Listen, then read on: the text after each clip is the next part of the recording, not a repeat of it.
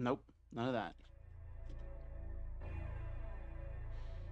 Alrighty. They cry I'm gonna HD finish Devil May collection. Cry 3 tonight.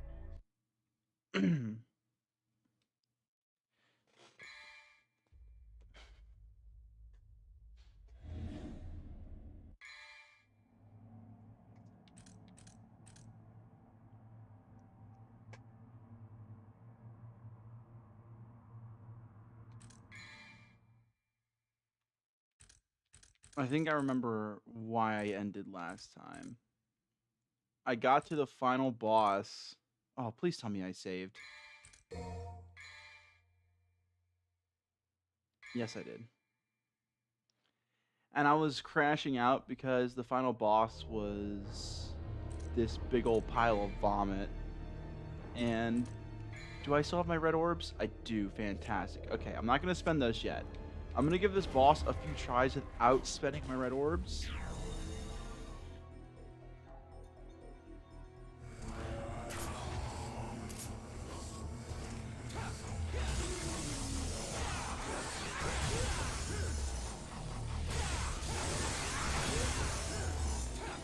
Push button dodge again? Okay, gotcha.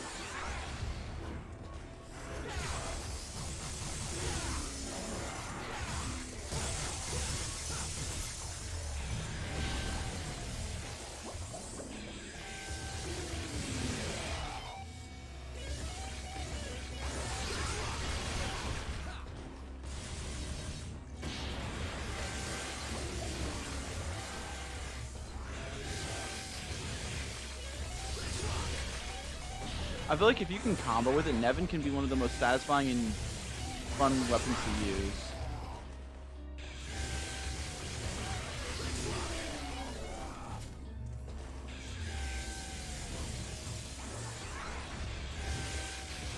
I love iframes, but how dare these guys get these iframes?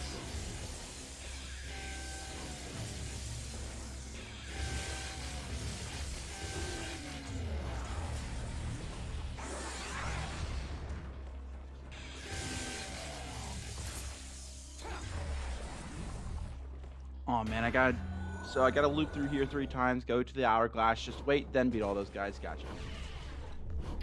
And I gotta hit the mirrors, which are gonna be really, really tanky.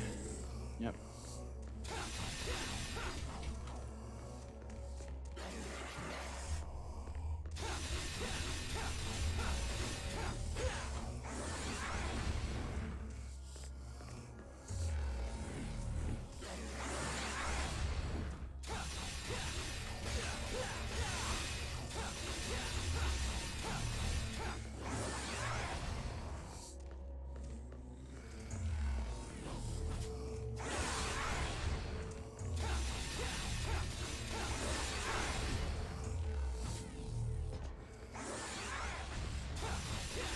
But yeah, it's been a while since I've streamed. I've had a busy couple days, and what busy looks like for me is for the past 3 days I've been unbelievably tired, and I'm not sure why. So I've spent most of today and yesterday just chilling and sleeping.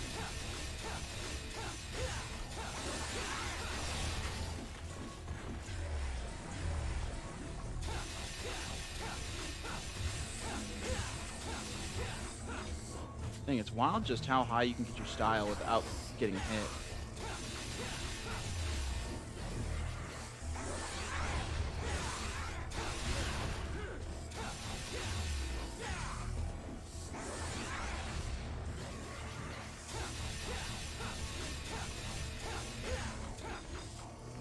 I was having an interesting conversation with a friend of mine the other day because I'm working on organizing my thoughts on hack and slash as a genre as a whole, talking about the different kinds, but also it's very interesting how that's just the second mirror. That should be them all. Yeah, yeah, I got you. All right, now the next portal opens. Gotcha. Ooh, But it was just interesting, and it was also fun. Oh, so they don't have to break in the same area. You just keep breaking them until you broke 2 mirrors, and then I guess they can break anywhere. But as far as hack and slashes go, at the very least, in Devil May Cry, Devil May Cry punishes you for not being stylish, which I really appreciate.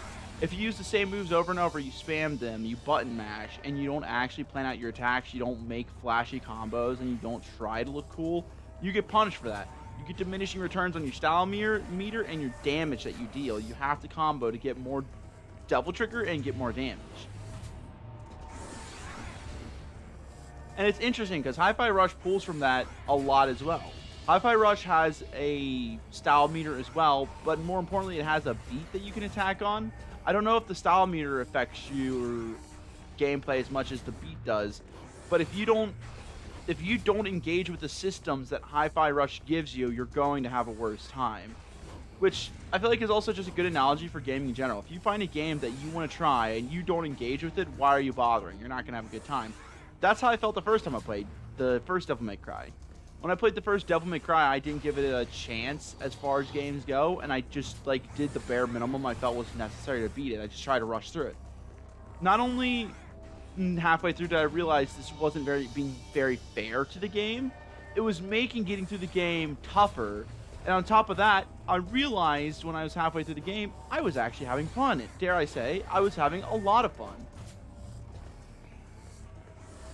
So it kind of changed my perspective as far as going through games work. Now I'm trying to be more patient with the games I play and give them more of a fair chance. I don't think I can like or play. I wonder what they're saying. I feel like it's reverse speak.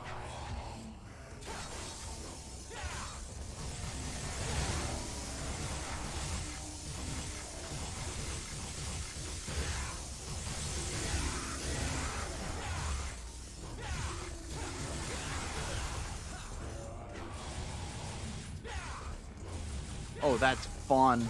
The aerial combat here almost reminds me of Kingdom Hearts. Sora's very much a aerial fighter in the original Kingdom Hearts. That's part of the reason why I like playing him so much in Smash Bros. They kept that very floaty, stylish air combo biz he had going on.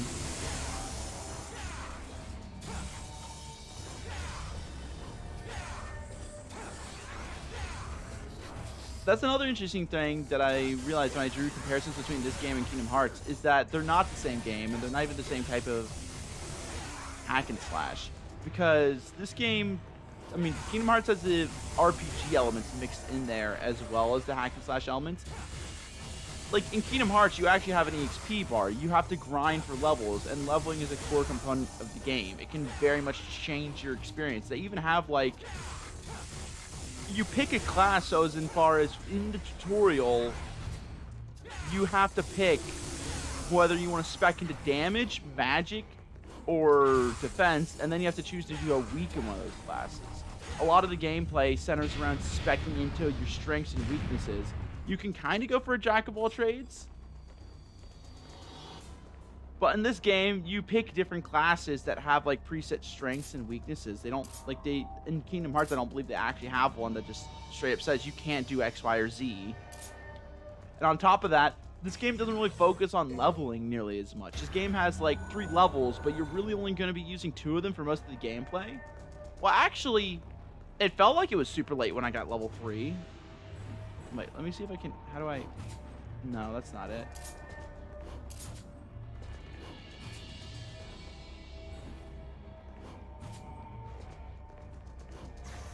Oh, there we go.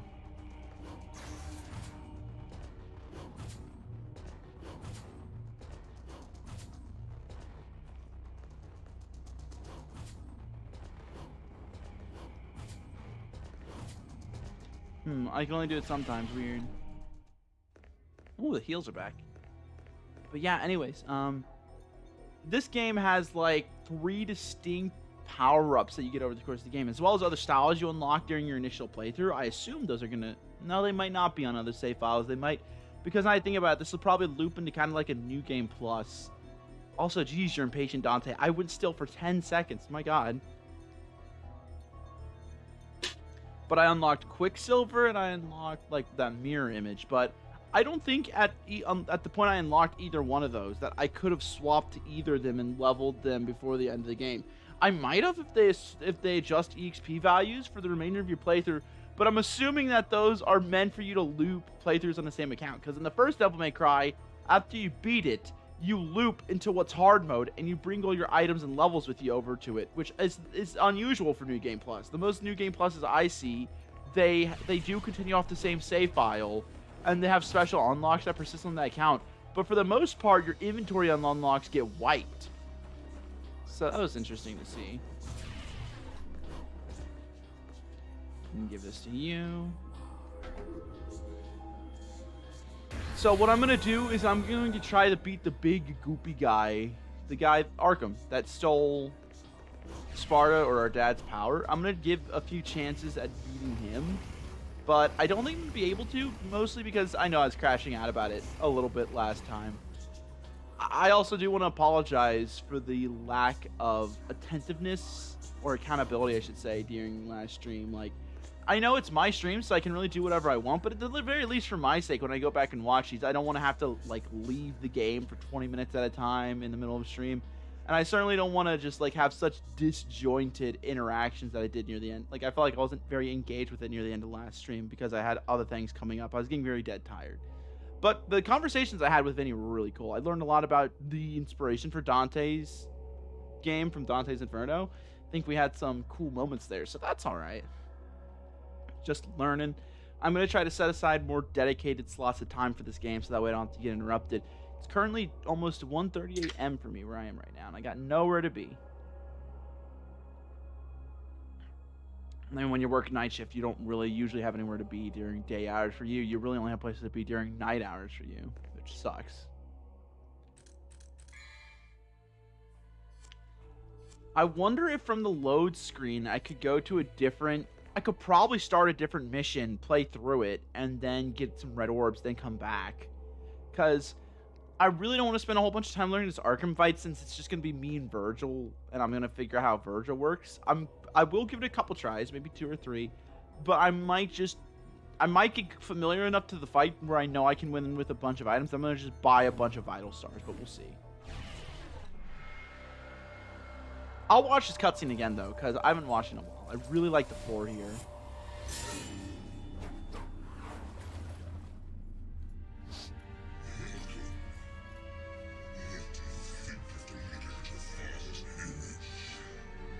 It's like staring into a backed up toilet. Why do you always stick your nose in other family's business? Come on, dude. Don't you have any hobbies? This is his hobby, man.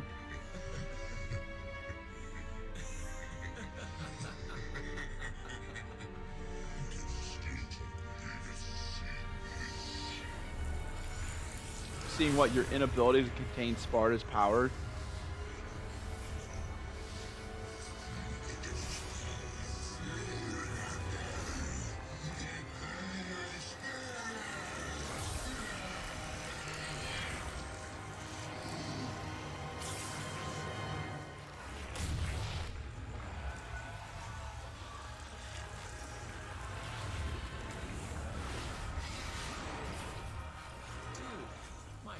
So hideous. Can't you tell by looking at me? That's pretty funny. Also, it must have taken a little bit of work to actually get a mirror on his blade there. I'm really curious how hard that was to do because... Oh, I accidentally skipped it. If that was really hard to do, respect to them for taking the time to do it just for the sake of the cutscene. That's very funny.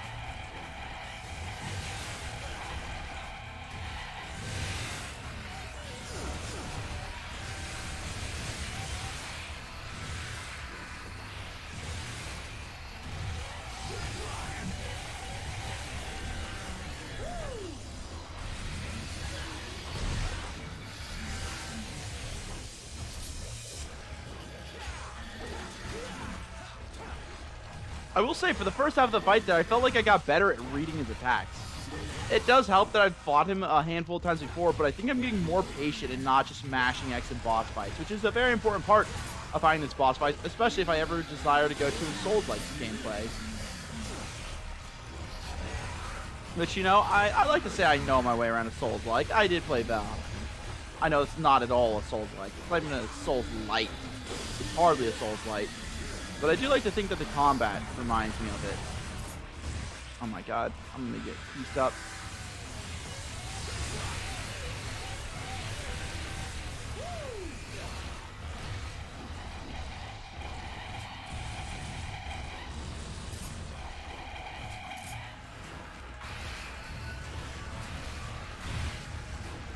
Oh.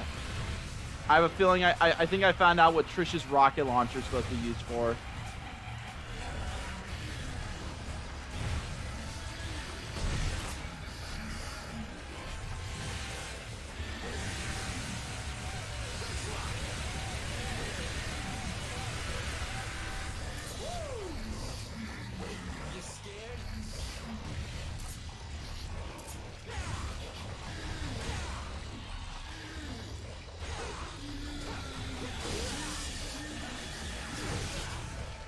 Oh, is that it? Am I dead? Yes, I am. Alrighty.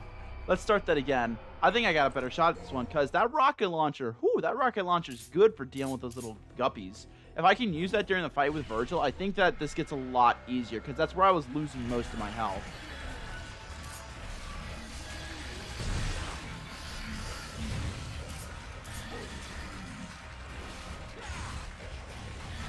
Oh, that's gonna hurt.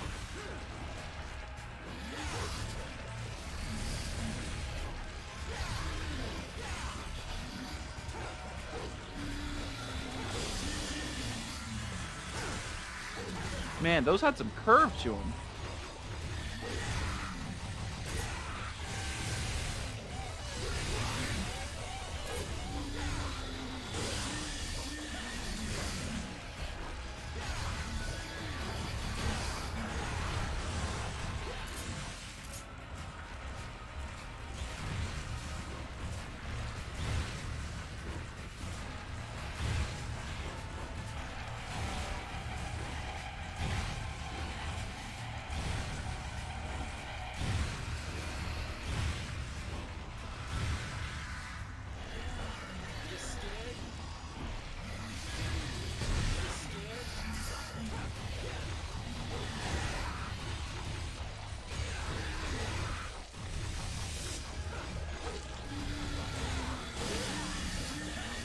I was doing pretty good there for a minute. Ow! Holy moly, that hurt. Sheesh.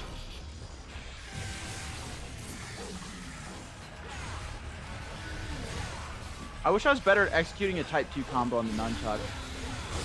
Oh, and I hit it right there as I said that.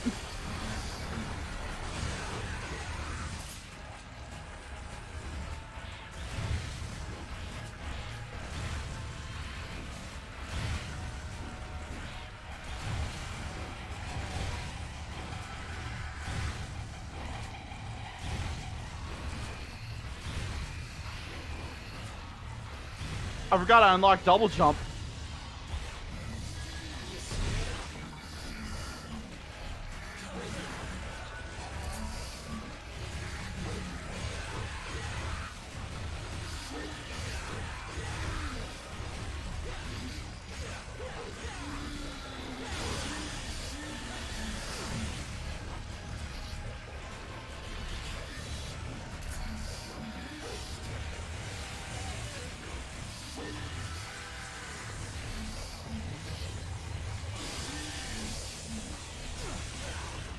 God dang.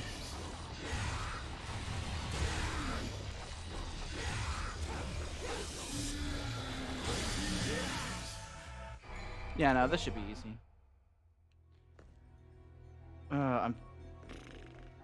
We'll get the items, because I just realized I can get them, and all I have to do is get to Virgil. I can wait until I get to a good run to use these.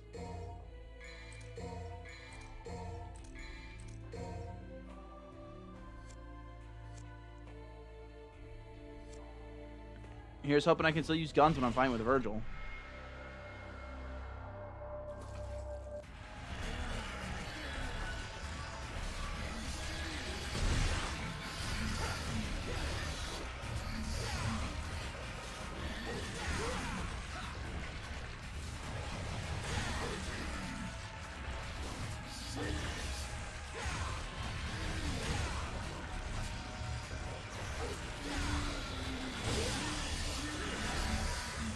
Attack, attack, wait. Attack, attack, attack, attack. Yeah.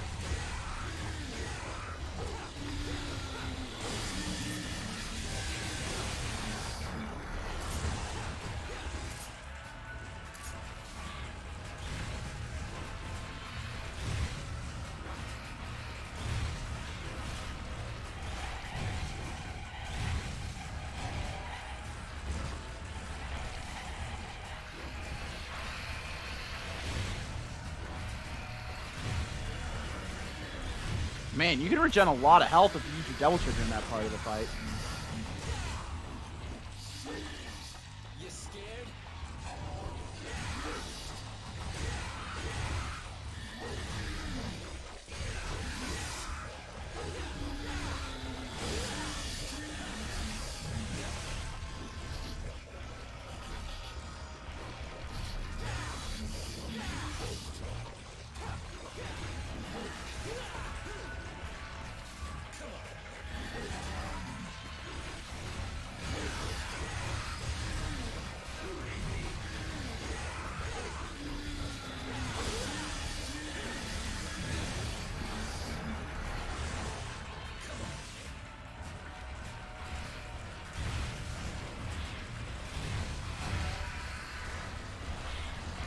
I just play keep away and I run away and I regen all my health.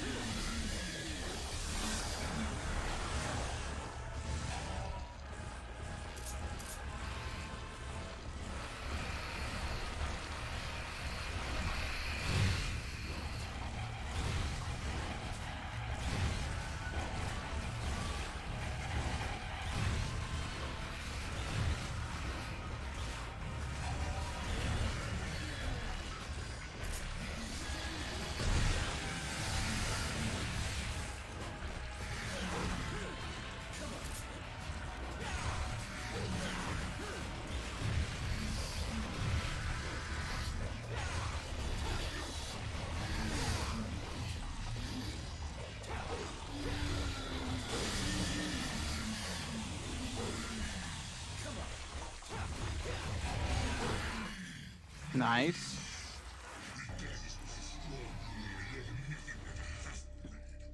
So 2 half-breeds make a whole breed, right?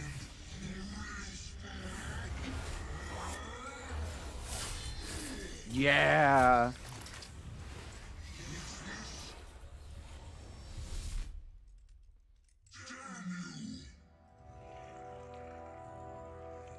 I've come to retrieve my power. You can't handle it.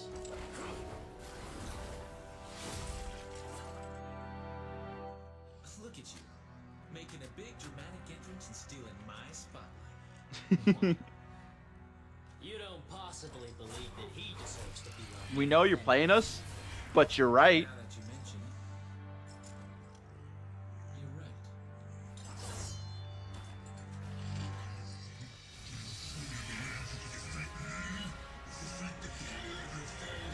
Brother, you know you can't handle that power. You should come to realize you cannot control the power of Sparta. You're wasting your time, buddy. I think he needs to learn the hard way.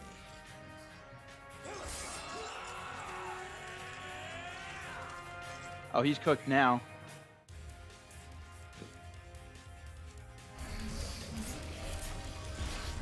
Okay, I can still use this? Good, good, good, good.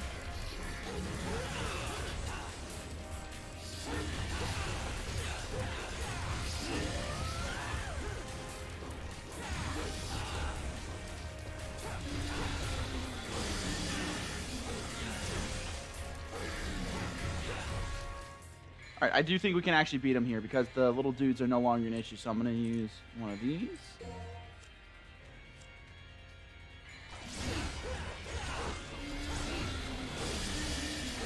Jump and run away are pretty good moves just for dodging alone. Like, I learned this just from fighting, playing, what's it called? Wait. I need to lock in.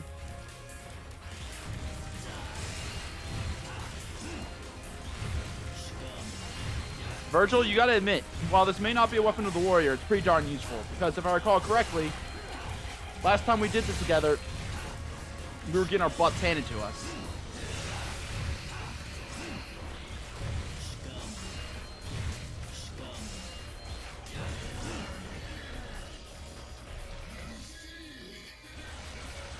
Yeah, we're so back. He stands no chance, unless he has a second phase or something. Get over here, Virgil.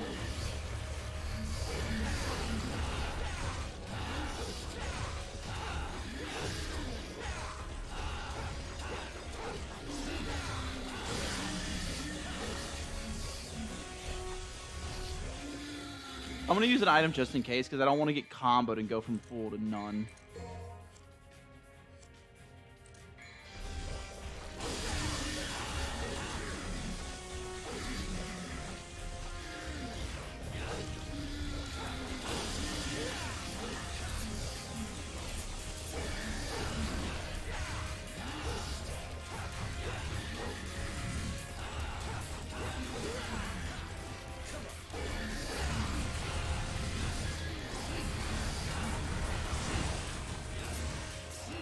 Nope.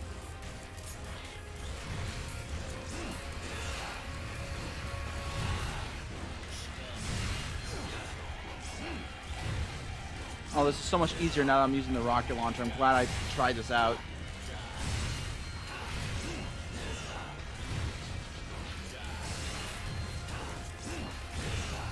I guess we found the use for Trish's weapon.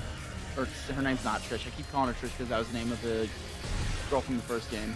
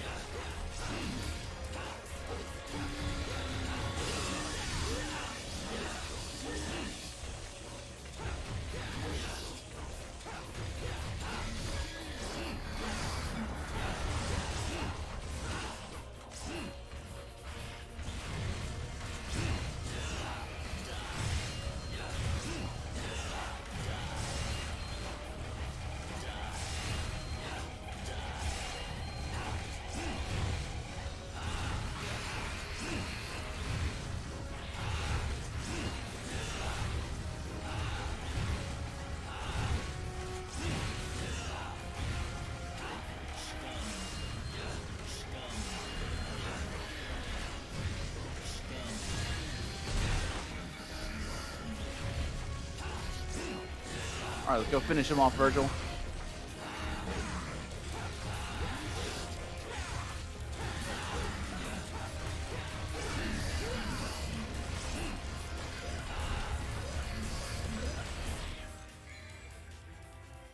I'm assuming I'm controlling Virgil here and I have to free myself, so if I lose to a cheeky move like that, I'm gonna be mad.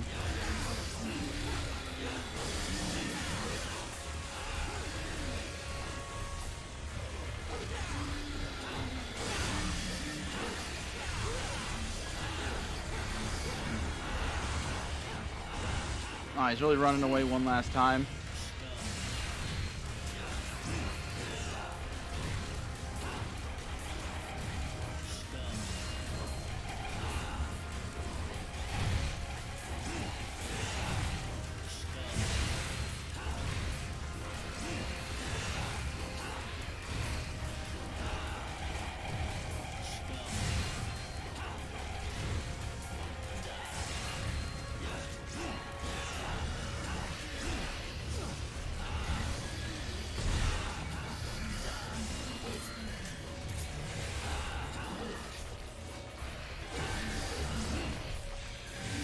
Got him. With a guitar, too. Arkham. beat him, and I got an achievement called Asylum. I feel like that's a reference.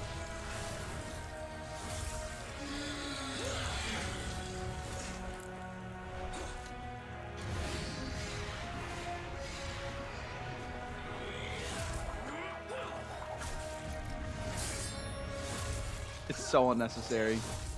They made a model just for his insides.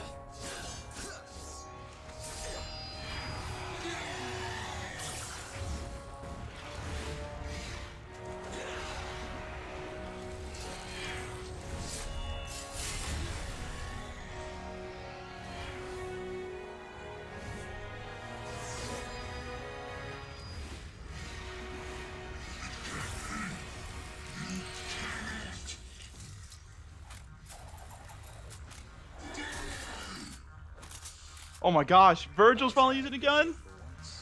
Yeah, buddy! Jackpot? Jackpot. Yeah! They said it! Let's go! Oh my god, they brought the jackpot shot back. That's so cool. Not very classy for someone's dying words. Agreed.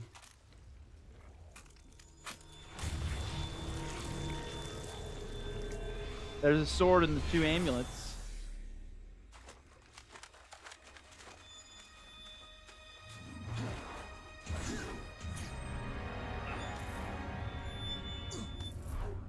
So we have to have one final duel, huh, for Sparta's power? But are we gonna fight Virgil? What is like? I'm assuming Virgil's gonna get. He might get Sparta's power first. Otherwise, this will just be one final duel to see who gets the power.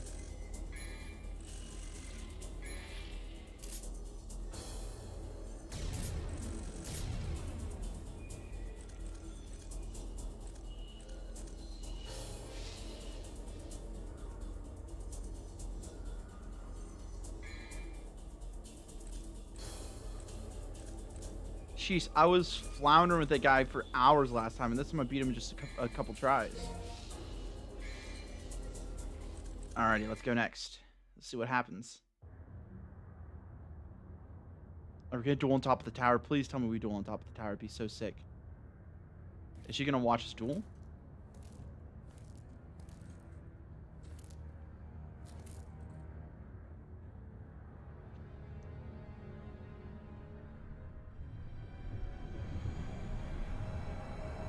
Oh, there we are. No, wait, that's her dad.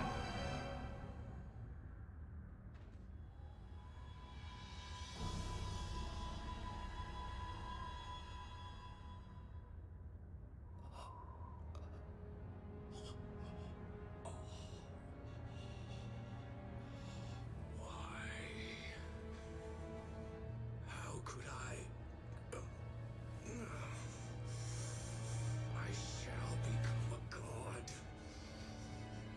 No one here can stop me. Oh, he's bleeding a lot. Is he actually gonna die for real this time, or is she gonna kill him?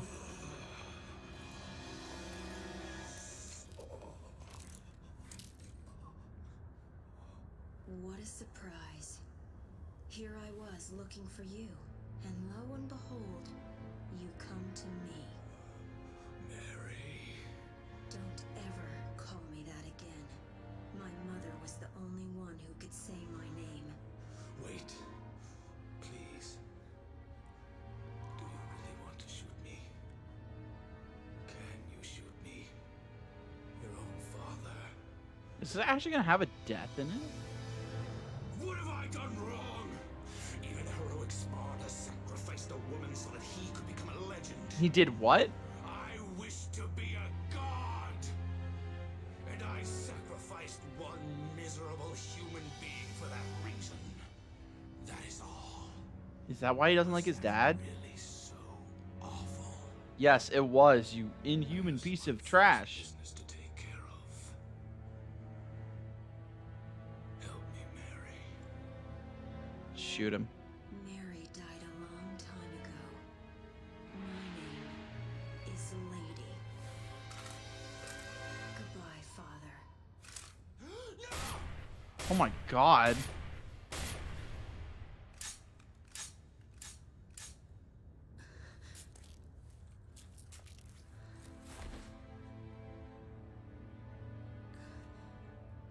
Jeez, that's heavy.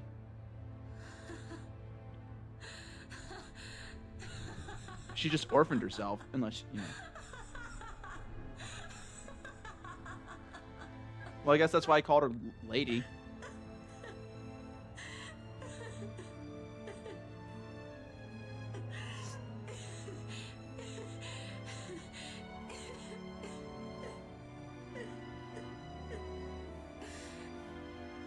Those face animations are kind of Here I thought I bad. wasn't gonna cry.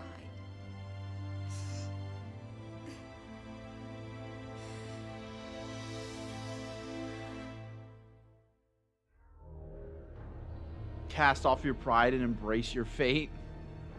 Oh, I'm not so sure I'm ready for this one. Sheesh, that's heavy. So, man, I was so excited. I was so hyped to meet Sparta. Don't tell me he's actually a bad guy. Did he kill their mother? That would explain why their mother's not in their life right now. God, that's hot. That's heavy.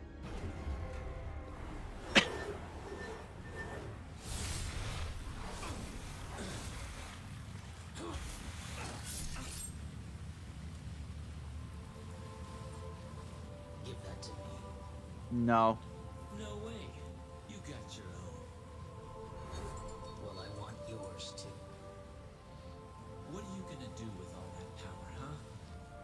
No matter how hard you try, you're never gonna be like Father. Yeah, what do you want the power for?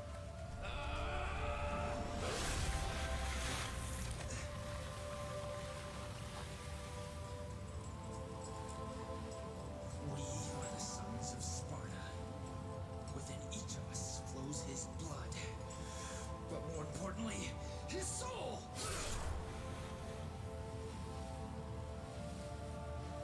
And now, my soul is saying it wants to stop you! Oh, that line delivery. I don't know how to feel about that. Unfortunately, our souls are at odds, brother. I need more power. And we're supposed to be twins. Wait, we're twins? Twins. Right. Dude, I'm a twin!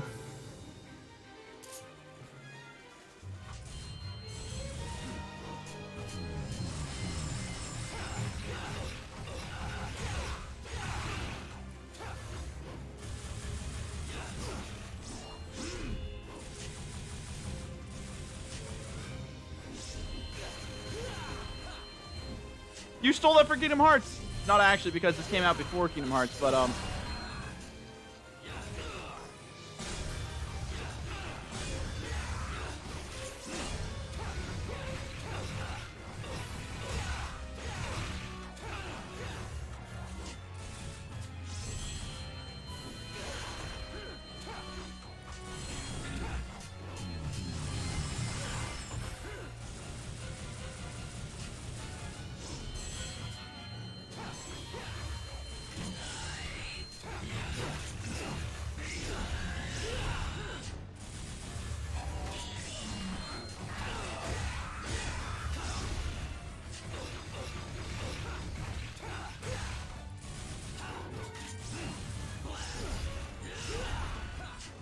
Come on, Nip.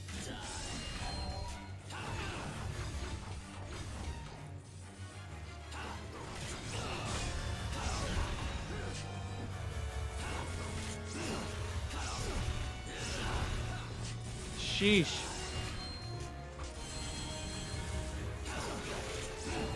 Doesn't have Beowulf anymore, but he still has those aerial combos. Sheesh.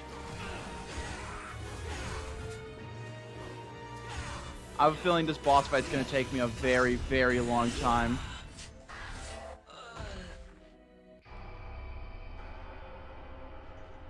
Also, why do I feel like when I beat him, it's not actually gonna count as having beat him?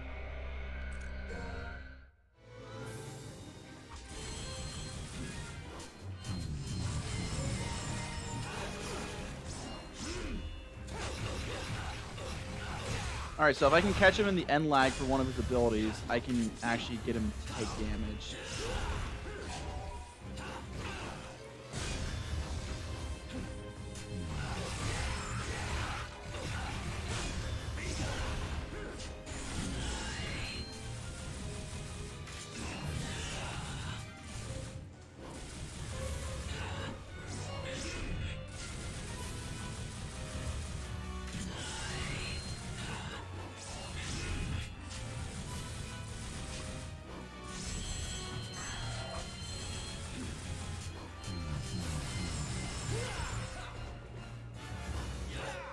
Oh, did not mean to do that.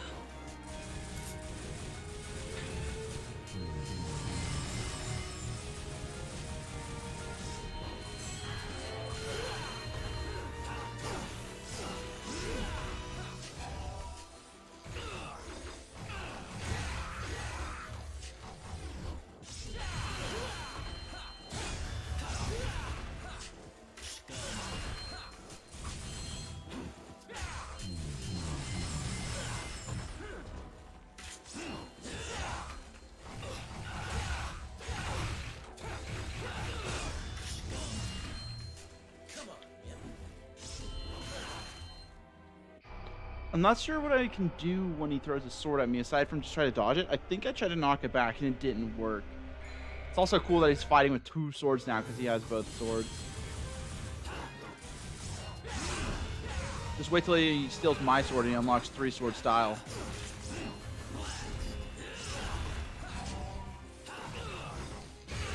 It's also like parries for Metal Gear Rising. I have to time each one of my dodges perfectly there, because I have just enough dodges to dodge everything he throws at me. But if I don't use them correctly...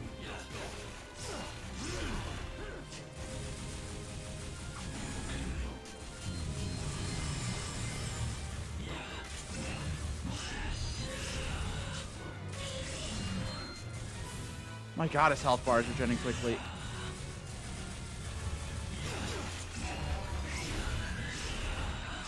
And he's back up to full.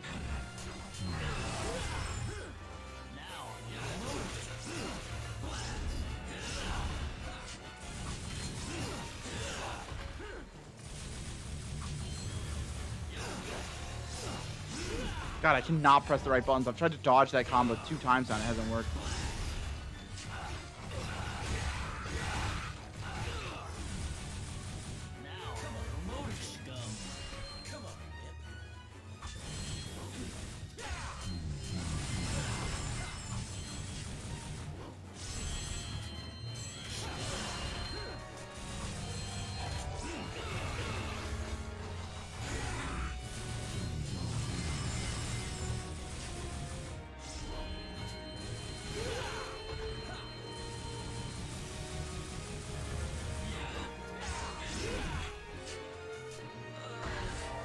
Alright, let's try it again. It also explains why we look so similar when his hair's down. It's because we're twins. I thought it was just because we're brothers, but no, we actually are just twins.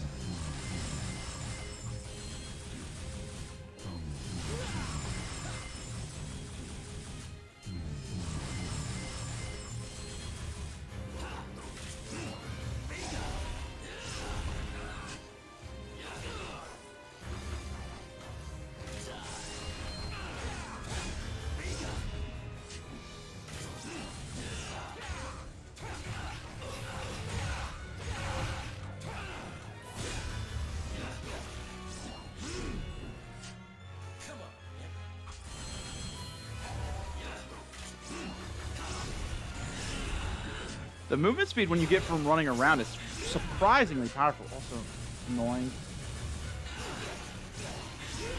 Ah, jeez, dude.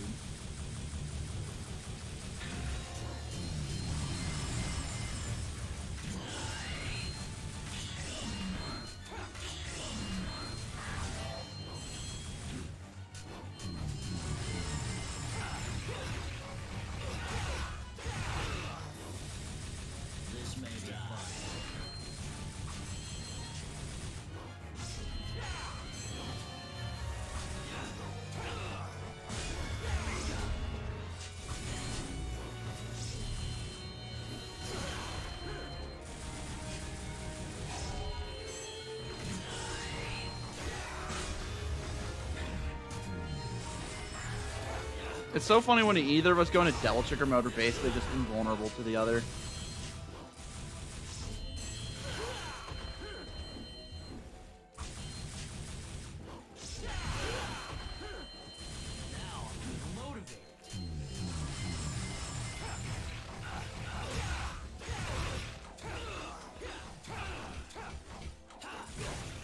He was like whipping his hand up at me. Was he trying to do a command grab? Because if so, what happens if he lands that?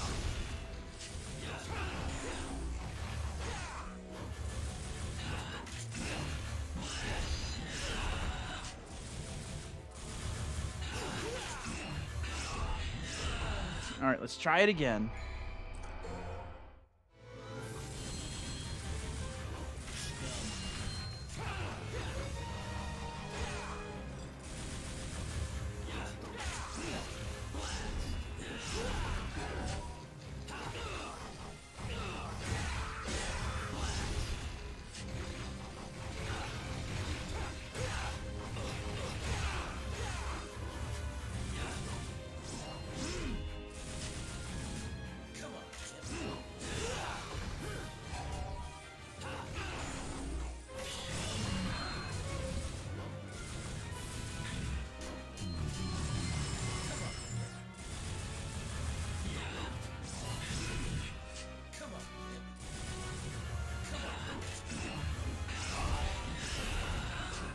Man, that Devil Trigger comes in clutch when you need to block a huge instance of damage.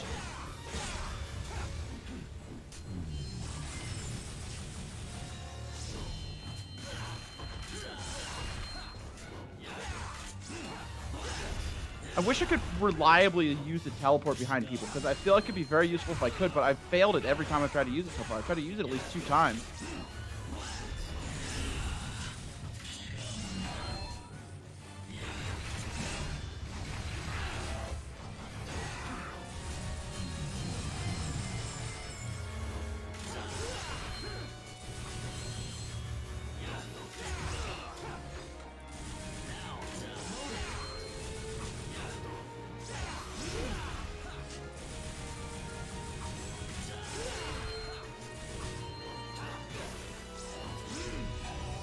Also, I wonder if Virgil would ever keep fighting us and striking us down if he ever thought for a second that we could actually die from it. As much as he refuses to admit it, I do think he sees us as his only person truly worthy of being his rival. So I wonder what he would feel if he accidentally killed us, like, for real.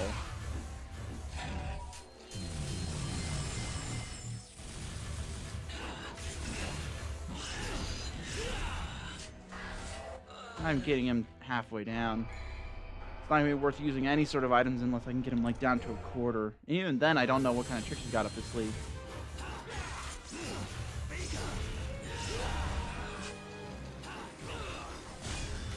Like X Factor in fighting games if you use your trigger properly.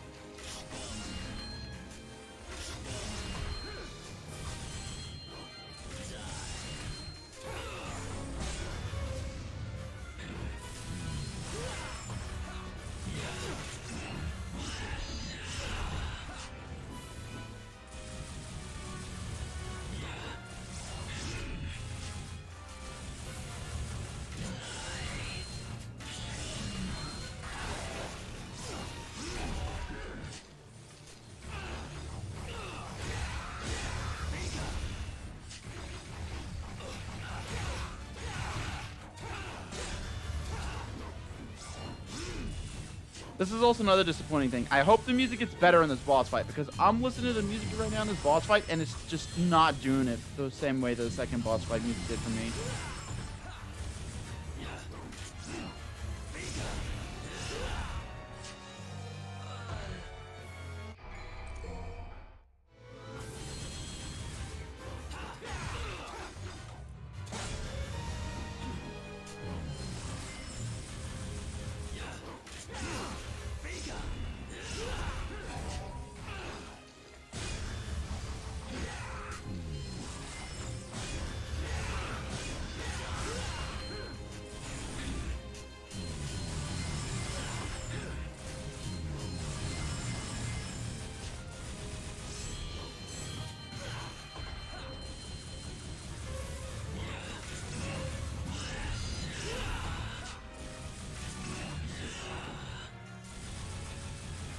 He's full health. There's not even a reason to shooting him until he gets out of Devil Trigger form.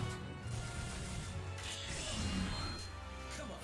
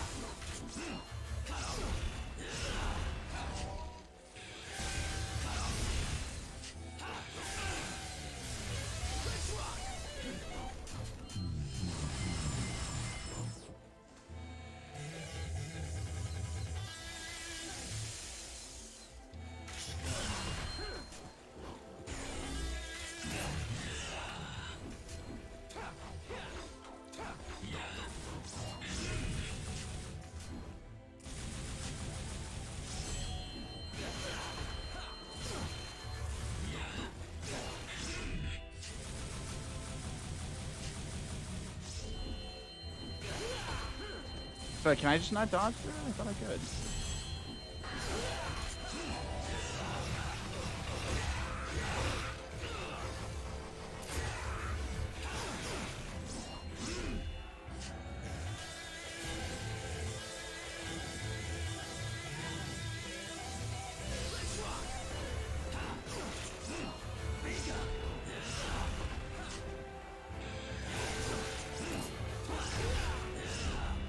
Damn, dude, this guy is tough.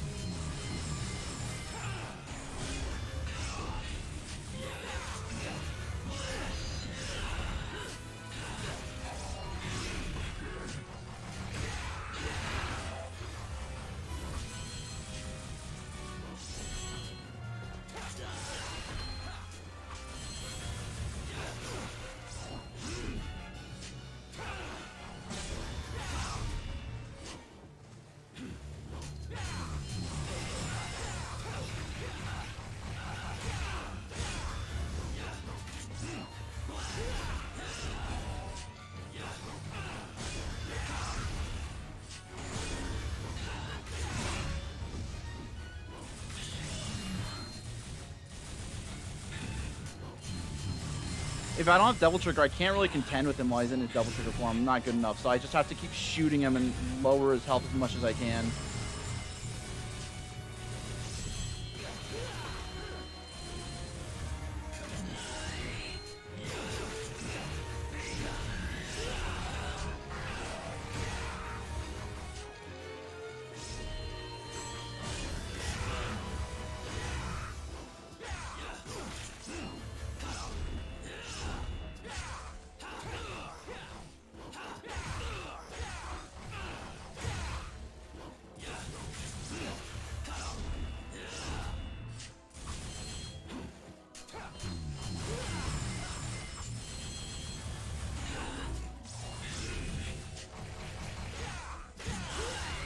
I wonder also if this is like the final boss fight with I wonder if this is like the final boss fight with Mundus, if I'm supposed to be using Rebellion here because it makes my job easier or something.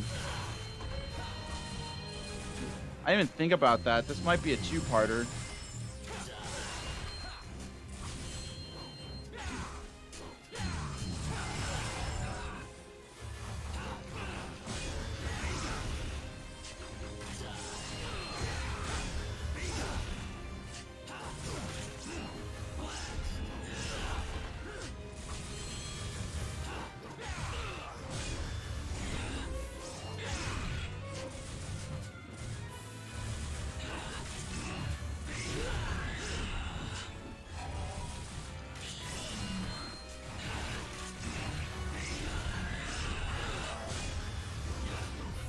Yeah, I have no idea how you could ever combo Virgil with any of the other weapons. Like, how is any weapon fast enough to fight him aside from the nunchucks? I know a lot of this is just me having to get good, but like the dude is insanely fast.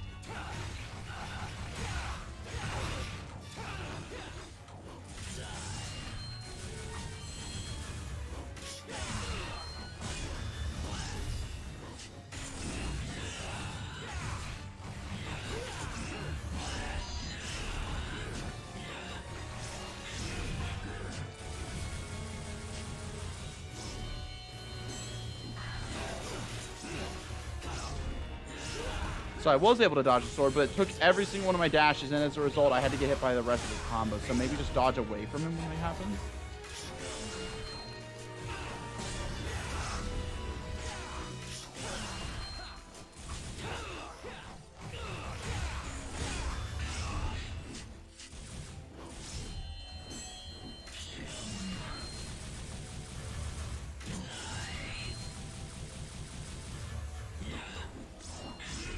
Come on, Nip.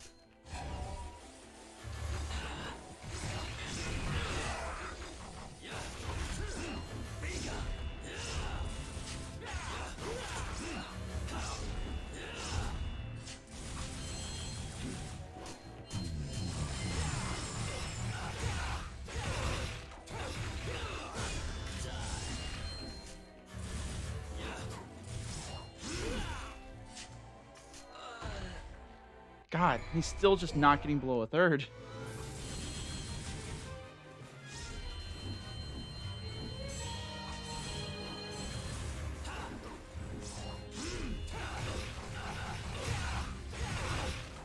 I think part of it is, though, I have to stick in close and just dodge his attacks.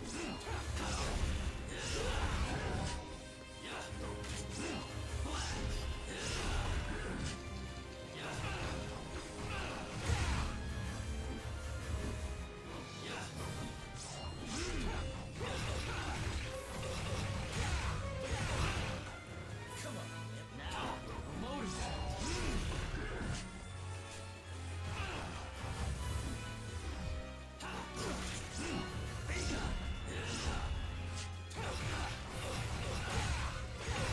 Okay, so I'm assuming during every single one of his combos, there's a point in them where you can punish him for missing.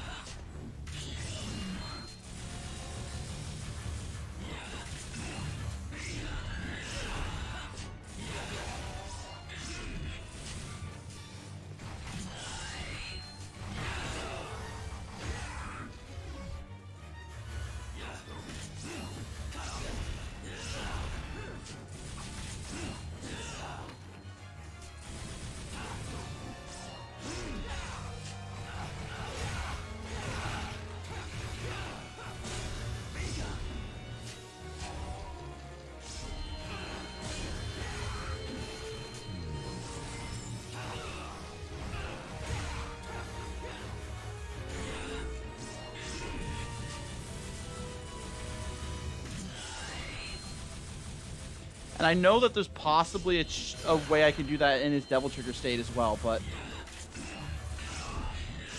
his Devil Trigger state's also just ridiculously deadly, so I'd rather not try to learn right now.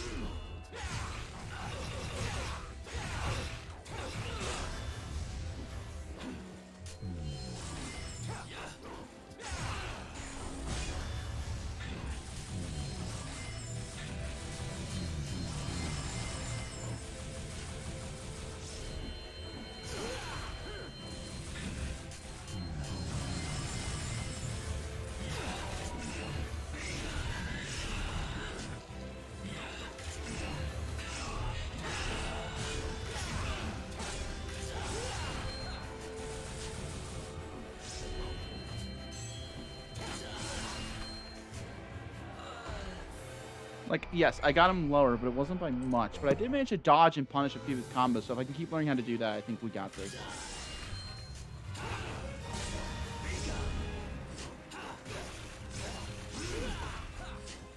Again, I think that's just the game doubling down on like, hey, you either learn how to fight these guys or you perish. I like that a lot. It's just, you know, refreshing to see a boss fight that does that to you. I haven't been playing a lot of games where that's the case lately.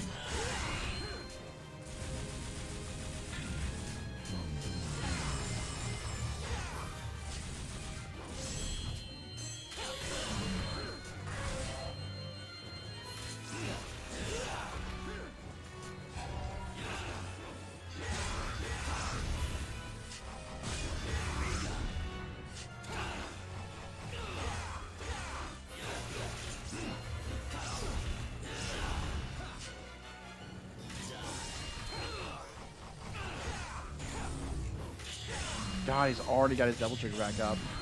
This is the only annoying thing. When he activates double trigger at this high up, I feel like I don't even bother to like engage with him because like, what do I get? I can't stop his health from regenning. It's already max. It'll just stay max.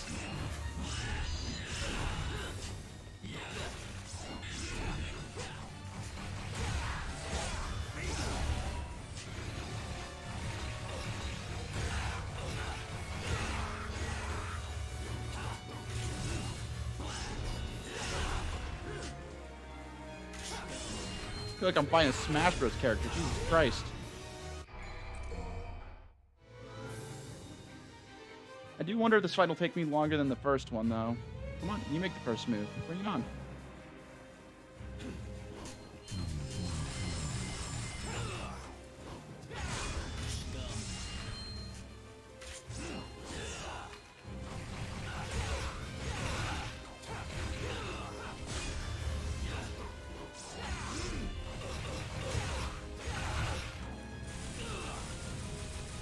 This may be fun.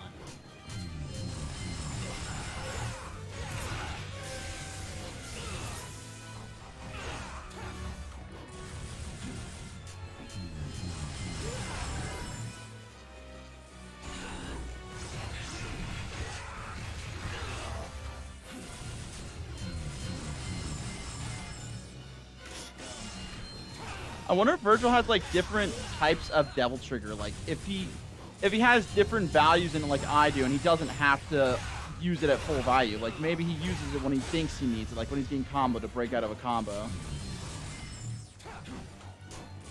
Because that'd be really cool attention to detail if it wasn't just a switch he flipped on like at scheduled interviews, you know? I said interviews, I meant intervals.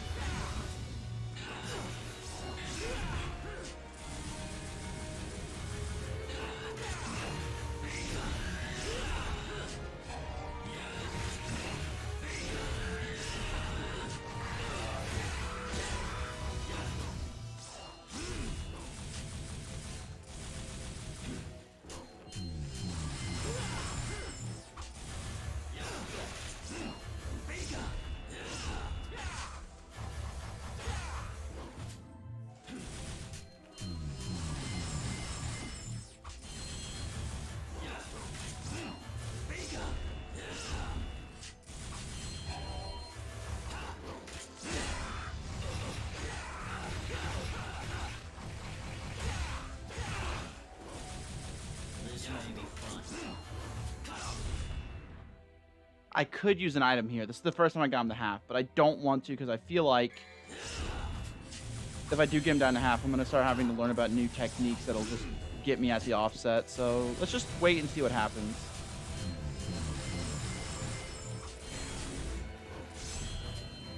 That's going to be an annoying way to die if it gets me.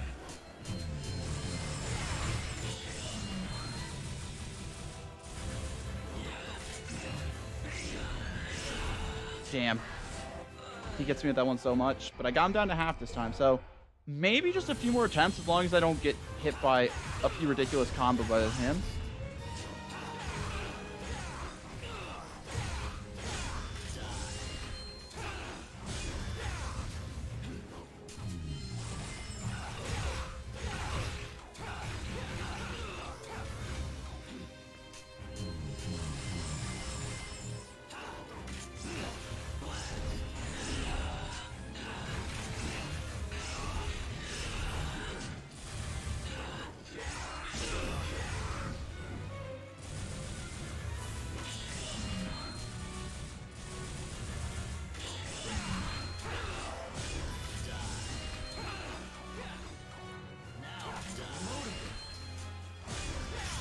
That's the annoying thing, is I feel like sometimes when I do break him out of his combos, he gets staggered backwards so much that I can't reach him anymore.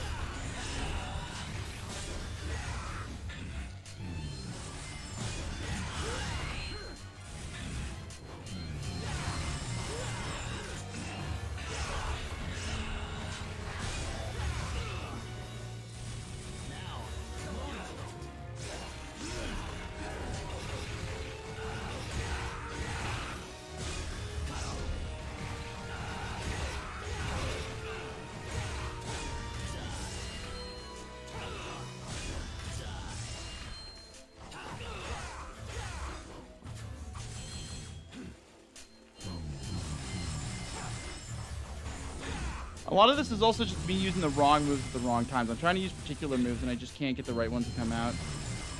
Come on, Wimp.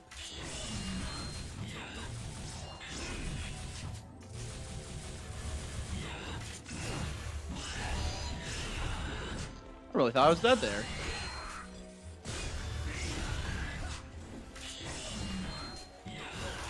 Now I'm dead. Yep. Like, I got 2 really good combos there back to back, but the rest of the time I just kept, like, running up to him and getting punished.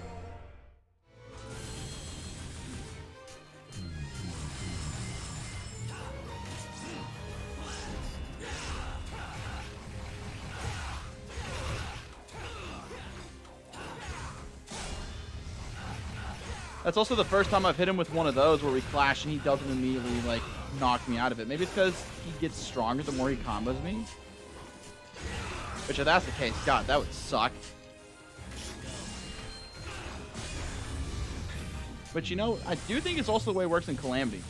Calamity adds in an interesting concept called armor break, where, like, you have broken armor in Terraria, but you also have an effect added in by Calamity called armor break, where if you take multiple instances of damage in a rapid period of time, your armor gradually gets more and more broken. So, like, instead of taking 10 instances of 10 damage, it would go like 10, 15, 20, 25, 30. To disincentivize players against tanking attacks, even weaker attacks. Because even if the individual instances of damage you're taking aren't that strong, it makes the next one you could take that much more deadly.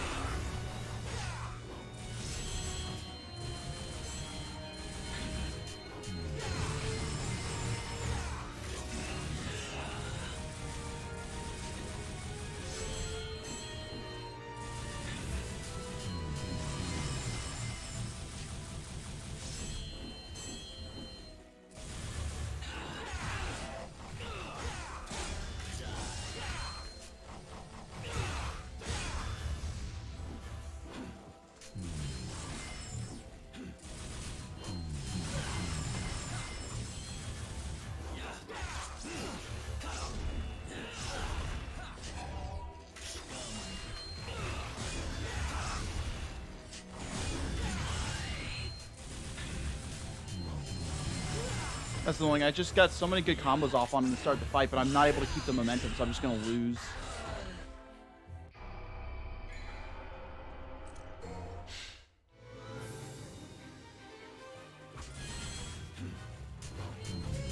I do like this. This isn't all bad frustration, though, because, like, I'm learning how to counter some of his attacks. I'm getting better.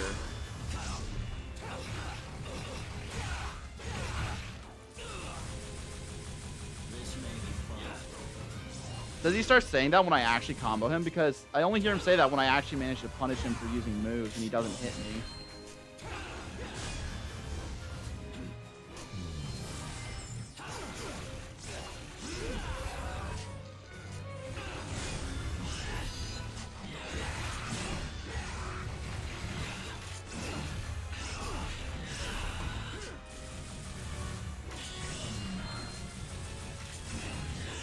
because like when you combo him more, he says stuff like this may be fun. Now I'm motivated. Does he say something if you get to like S rank against him?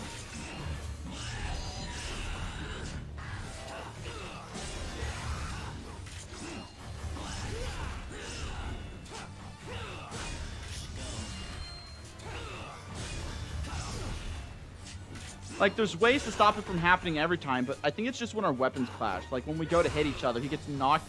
No, he just got knocked back there, too. It's really annoying because the nunchucks have such short range. Their DPS is devastating, but if you do that thing where you just knock him back, well, your opening just got blown, and it's frustrating. I'm not sure how to deal with it.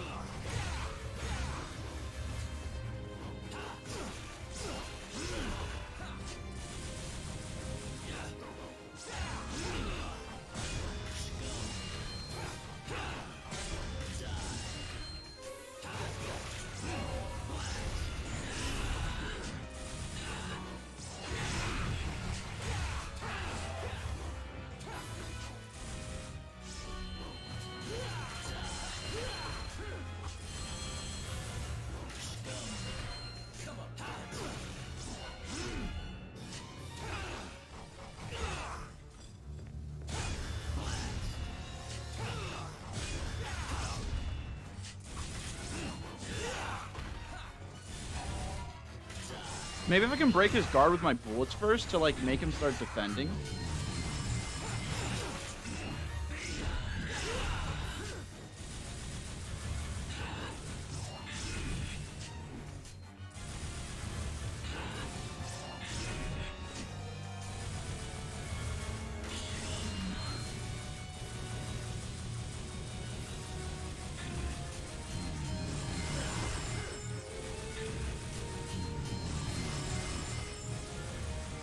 I still don't feel like I used lock on nearly enough.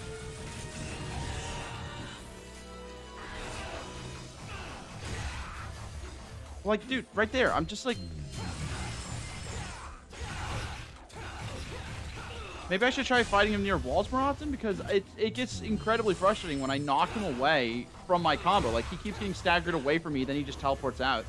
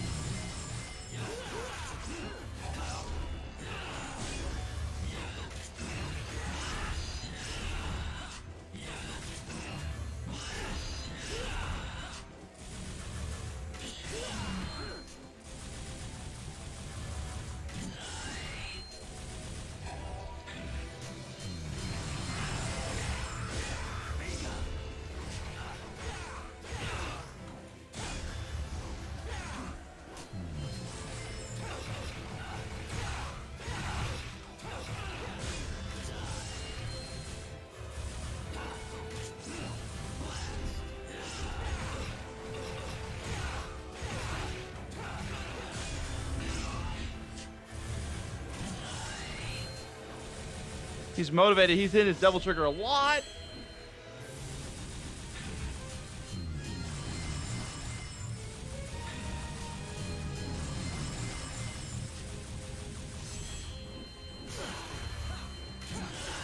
Dang, I almost had my double trigger up. Again, I'm punishing him, but I'm just not doing it consistently enough. I think it's going to take me ages to learn this fight.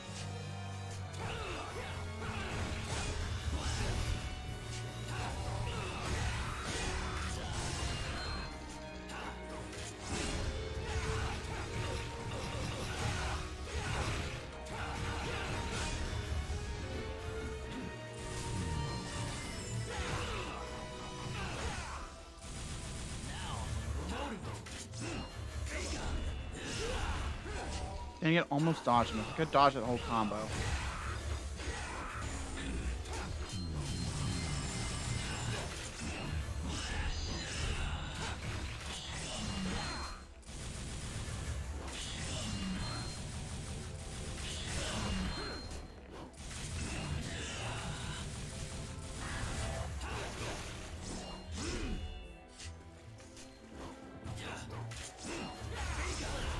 Damn.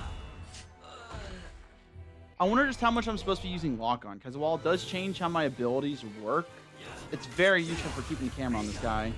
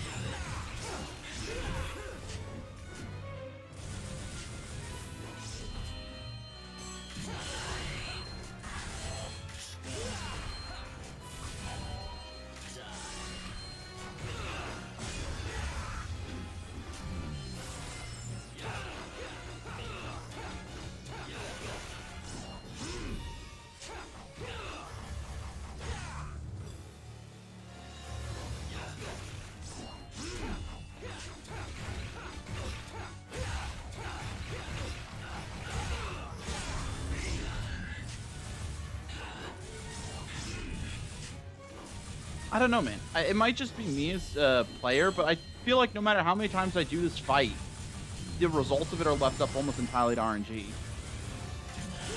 I think it's because I'm button mashing instead of actually learning his attacks. Which I'm not. That's a brutish way to describe the way I'm playing. I'm just not actually trying to punish him for his combos.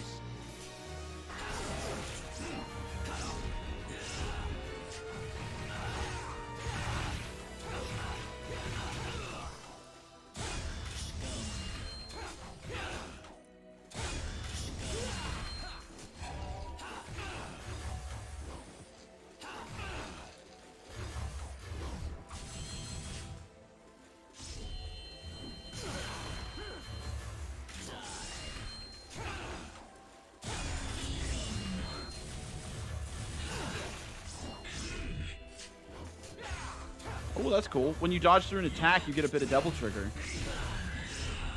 I love it. This game has so many different ways to reward people for playing correctly. Imagine going the whole game without seeing easy modes available until you get to Virgil.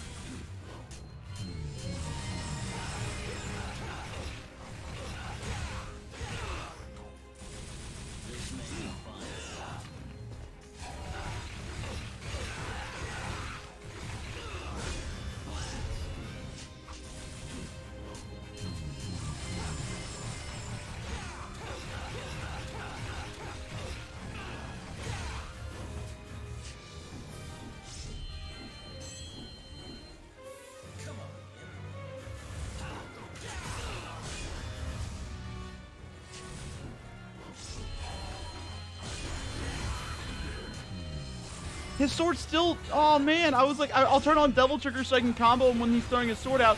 But it still staggered me when I was in Devil Trigger. That's insane.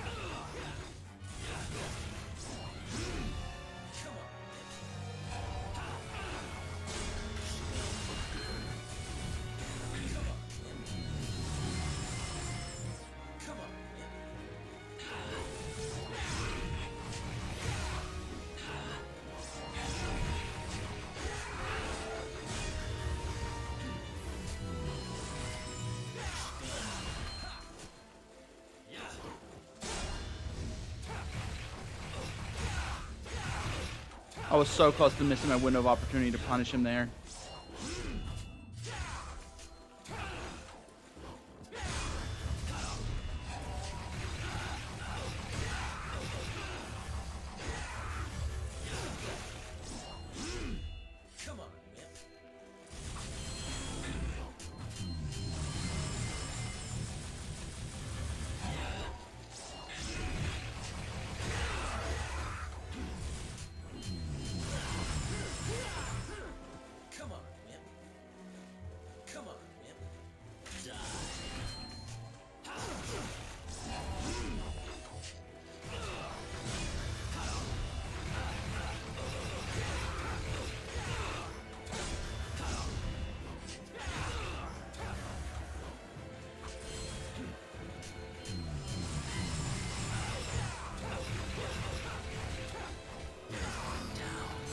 Oh, he has a new form.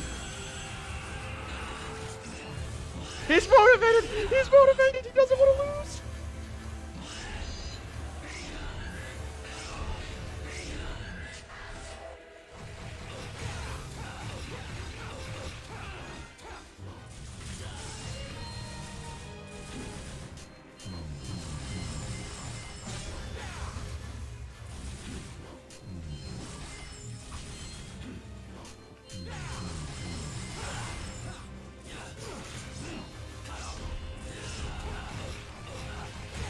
That little bit of airtime saved my life from spamming the gun.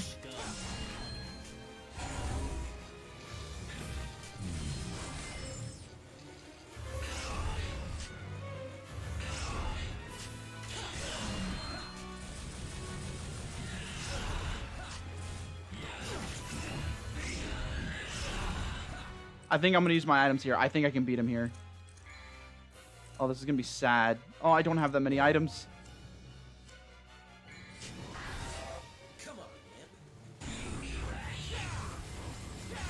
Oh my god!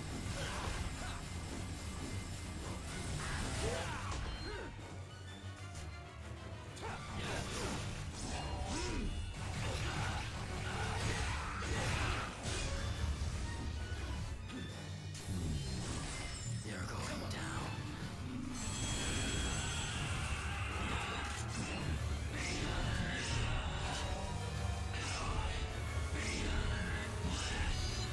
I think dodging every single one of those is the most important.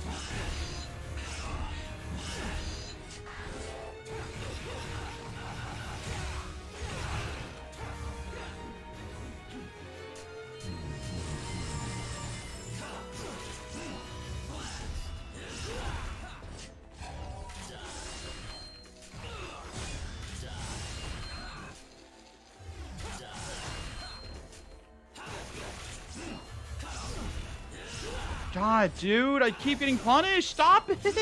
I'm so close.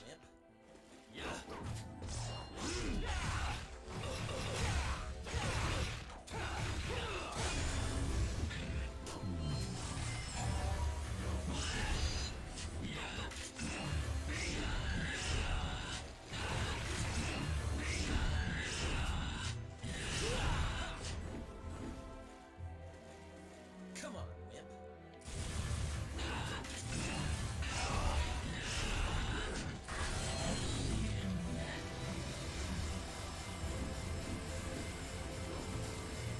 I just don't think I'm going to win this. I didn't combo him enough when he was lower earlier.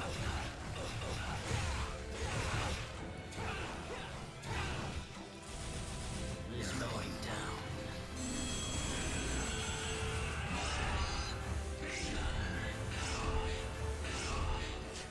And he is regenerating health when he's like this, but I don't think I can punish him. I think he's...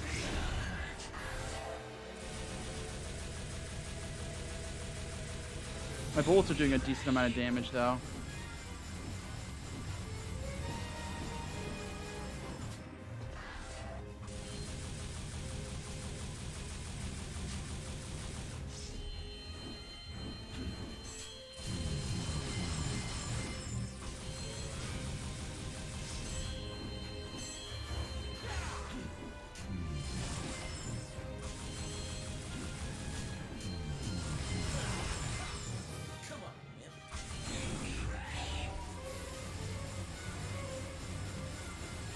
Come on, Whip.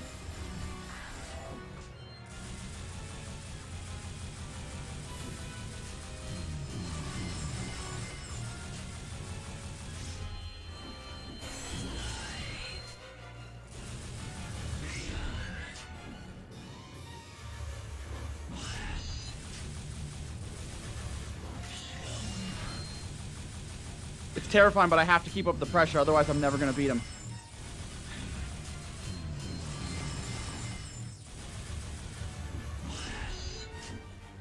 Come on, Whip.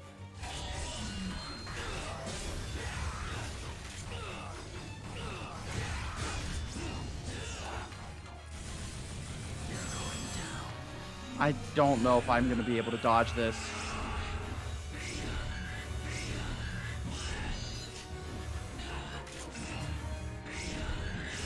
No! But honestly, with how low my resources were, I don't know if I was going to beat him anyways. I kept getting his health down, but I would have been stuck there for ages trying to finish him right there.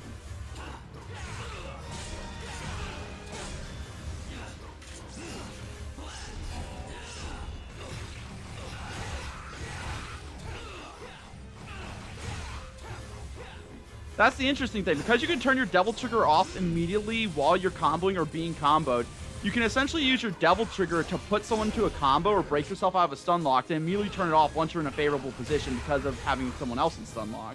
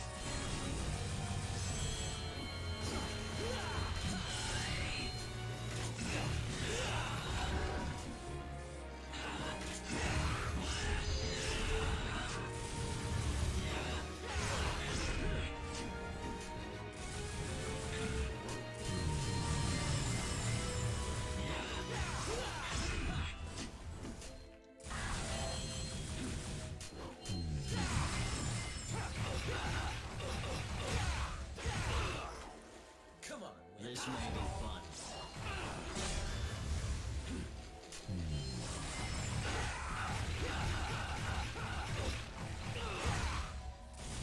This may be fun.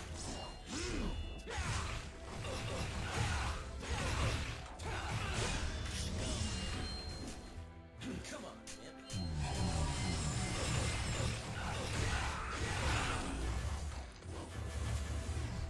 Come and get me.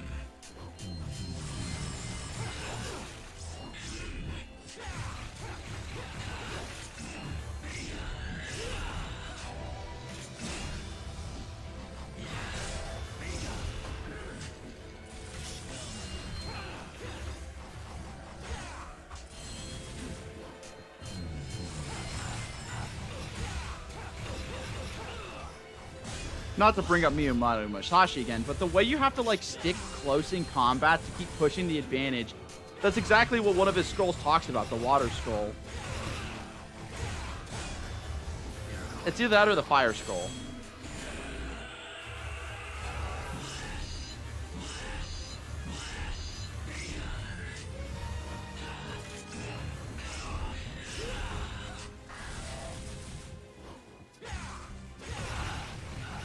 Oh, that's fully just, I was wasting, end lag he had there.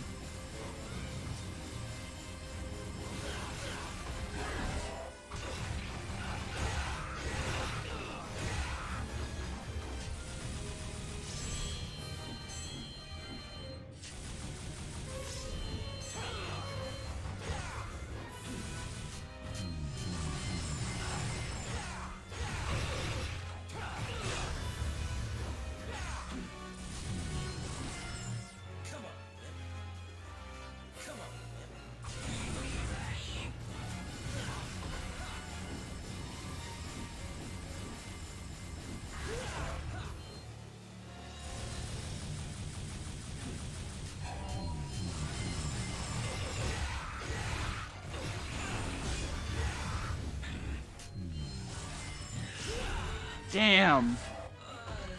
Went for a shoot when I should have gone for a stab, but I'm getting close. God, this Virgil fight's taking me almost as long as the first one, but it's getting good. It's getting very good.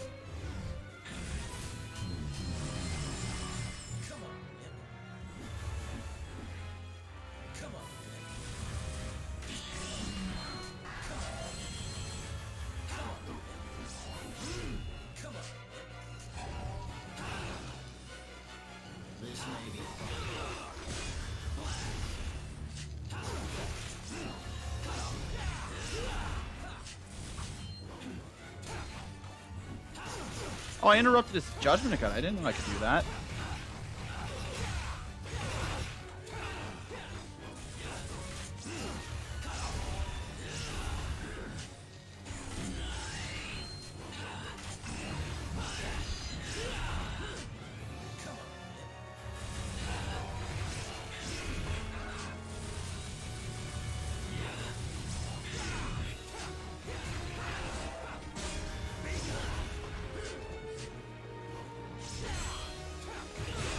Wait, I can't knock his sword back.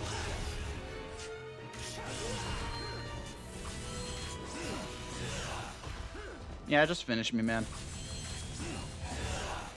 Thank you. The last 3 attempts, I got him below half. This attempt didn't even get him to half. Sheesh. I think that's just about a little thing called momentum, though.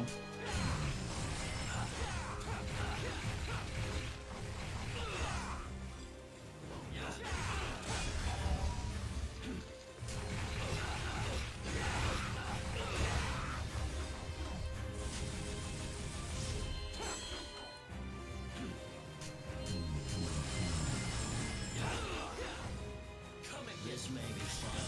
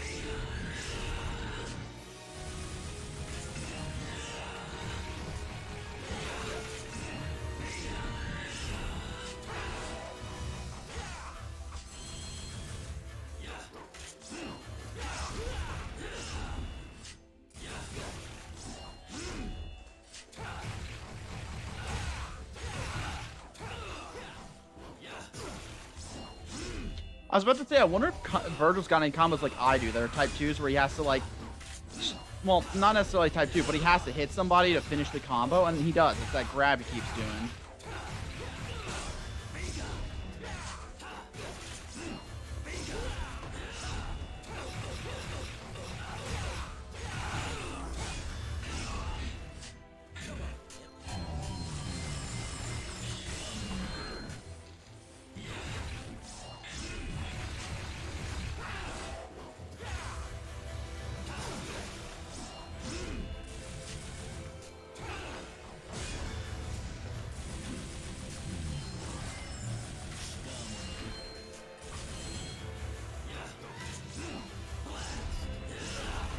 Damn it, I keep missing, like, I'm dodging the first 2 attacks, but that third one's really hard to time. It's one of the remaining things I still struggle with in this boss fight.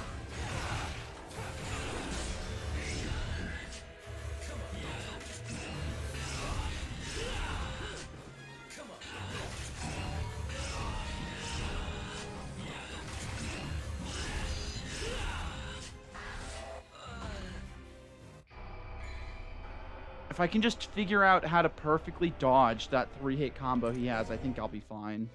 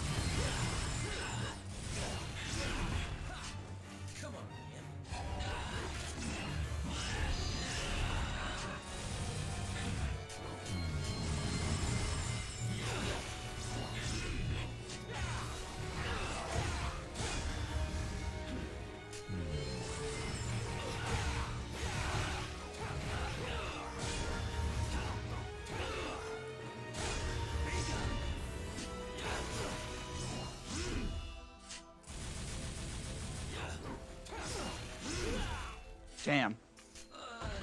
I thought I thought he wasn't gonna do a combo there. If he didn't, I could have got some extra damage in.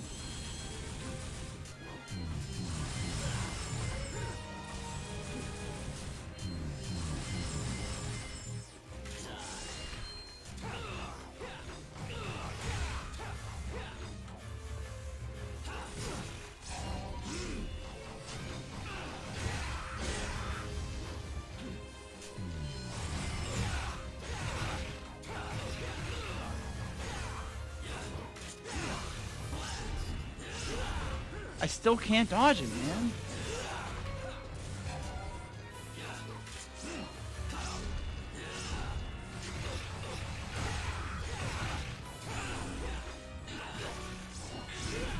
Might not be a bad thing to save my devil trigger for then if it's so hard to dodge.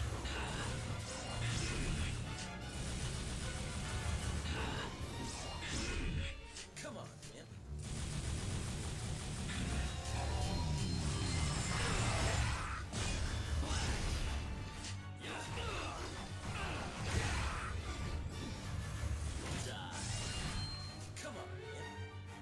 Come on, man. Come on, man.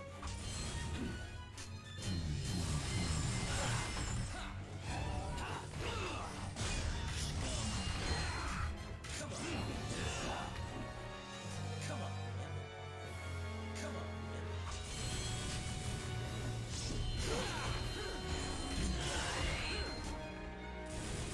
I did nearly enough damage to him in the last chunk. He's gonna regen up a lot of health.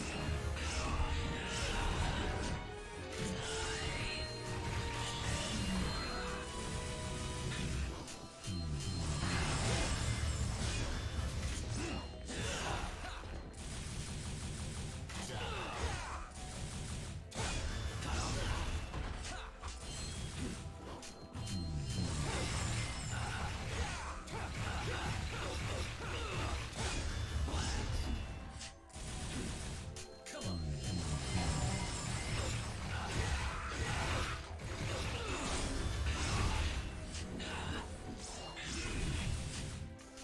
man.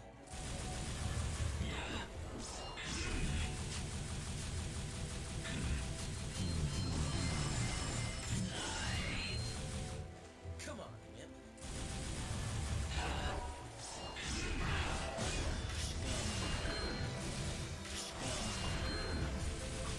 Come on, man. Come on, man.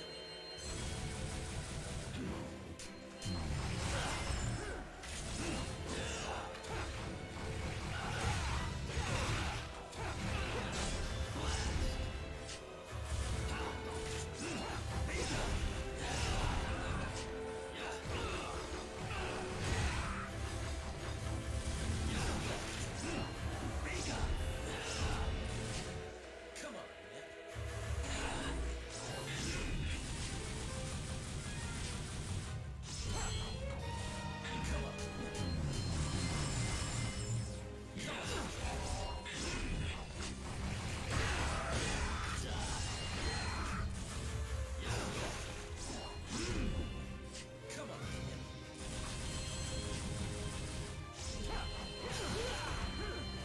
Come on, man.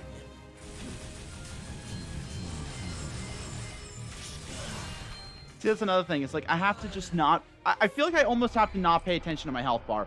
I have to focus on when he's striking and what he's striking with, because every time I pay attention to my health bar, I start playing scared and not taking opportunities that I should be taking. Like, I had a complete window of opportunity to combo Virgil there, which would not have only have like got him closer to losing, which would have meant I won, which means my health bar is irrelevant, but also more double trigger from just striking him also means that I have more damage reduction and more health.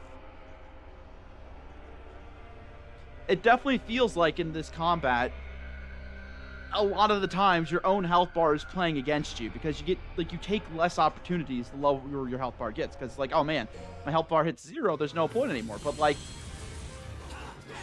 you can't win this fight without punishing Virgil at least a handful of times. You have to actually be willing to fight the guy and punish him.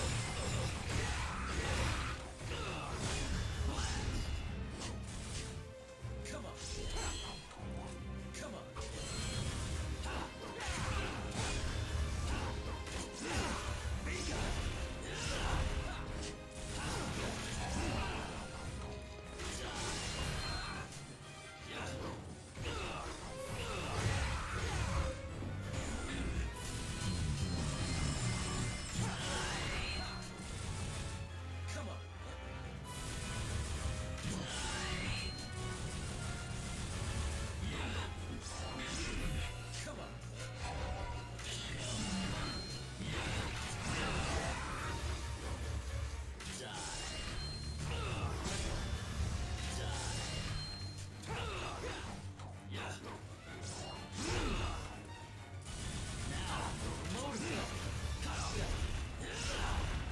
That's one of the most punishing combos he's got for sure, though.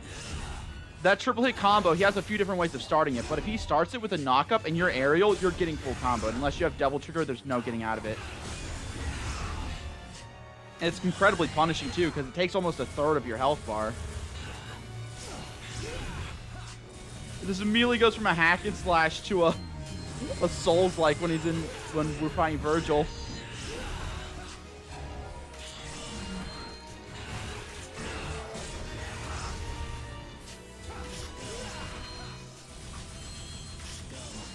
Virgil, listen, this whole game has been beautiful. I loved it. Like, it was a great game, but I need it to end, please. All great things must come to an end. Now let's finish this.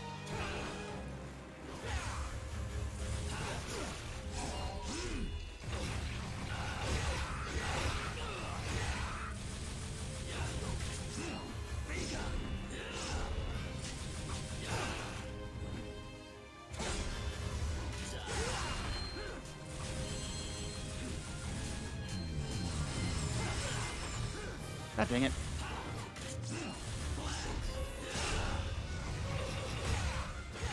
Oh, but if you parry the last move of a combo... I see, not all parries are built the same.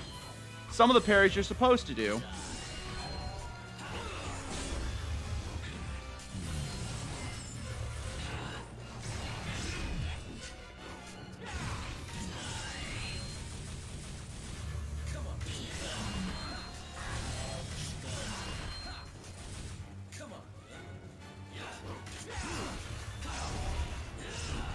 As I said, if you got double trigger, you can get out of it.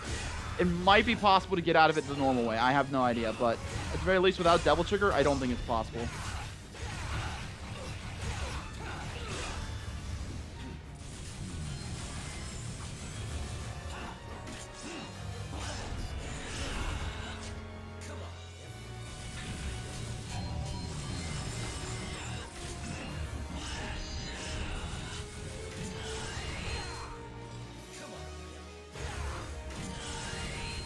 Also, if my double trigger gets higher, does that also mean... Not my double trigger, my style meter gets higher. Does that mean my gun's damage gets higher? Is this how Gunslinger works? Because I've also noticed, like... If you're just shooting and taunting, it's still possible. If you're shooting, taunting, and dodging, it's possible to stack your meter. I don't know how high, but you can stack it fairly high, like up to mid-B at least.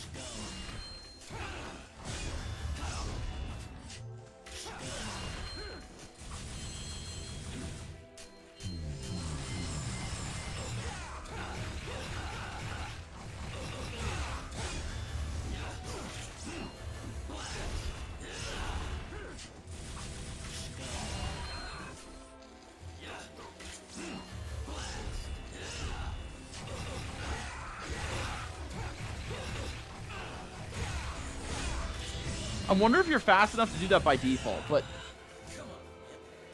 if you, like when he does his triple hit combo and he's not hitting you, he's not juggling you, it's possible to run around and dodge the entire thing just off of double trigger movement, which means you can actually hit him when he finishes the combo, because normally the combo puts him too far away from you for you to close the gap. But I wonder if it's possible to do that with base trickster movement. Oh, you know what? That air dodge behind him would probably help. Yes, it does. Oh my god, I have to learn how to...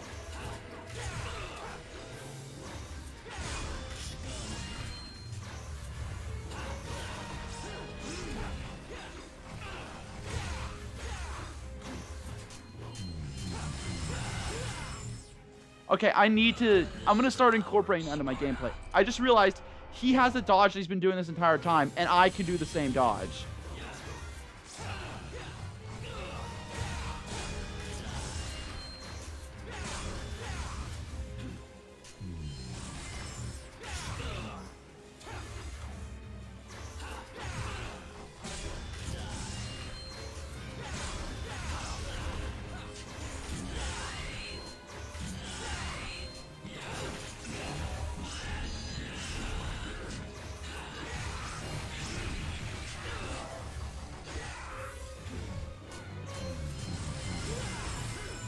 Annoying. I have to wait for him to start the third one, then I can teleport behind him. Oh, yes, that works out beautifully. Okay, I need to start using that move. I've been playing this on hard mode.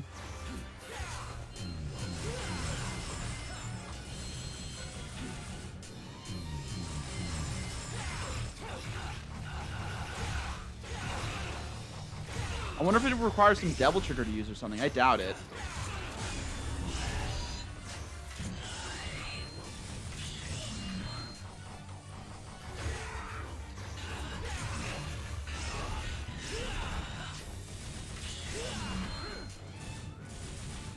Come on.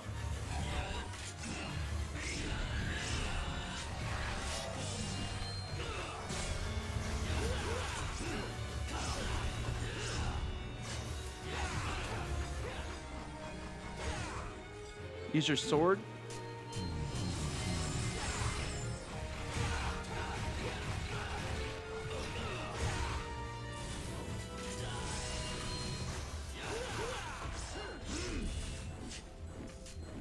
Not what I wanted to do. Come on, Whip.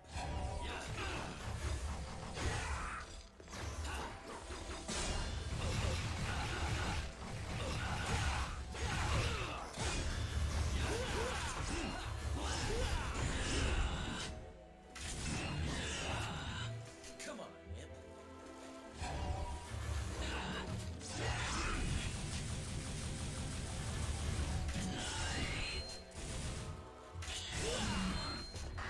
Damn, I started that taunt way too late already. I think if we just keep trying, we can get this. Come on, Whip. Come on, Whip.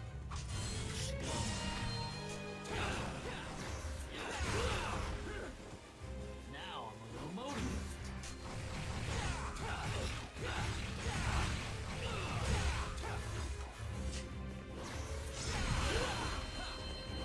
Listen to the fire.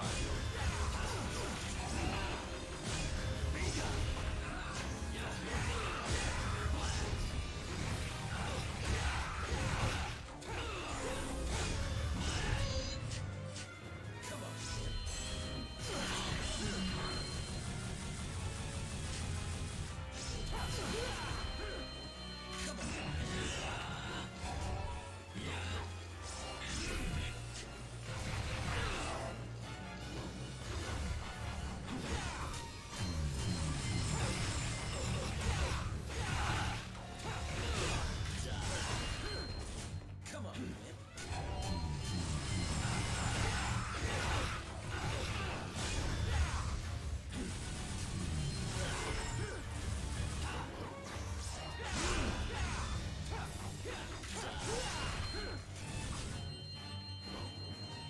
Come on, Whip. I'll be honest, Virgil, that moment was embarrassing for both of us. Let's promise to never talk about it again. Jumped off your head. Ah!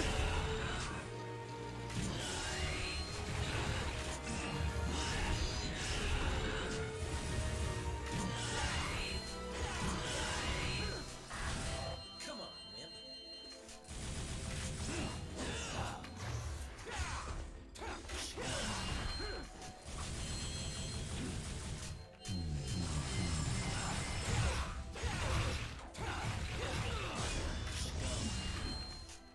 I see, so that's why he puts his hand up. That's when he's reflecting one of your attacks.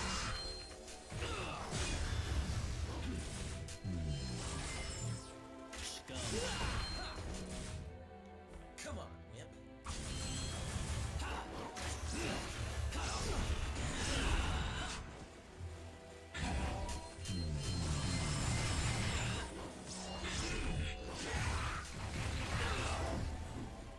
Now I'm a little motivated. Come on, Whip.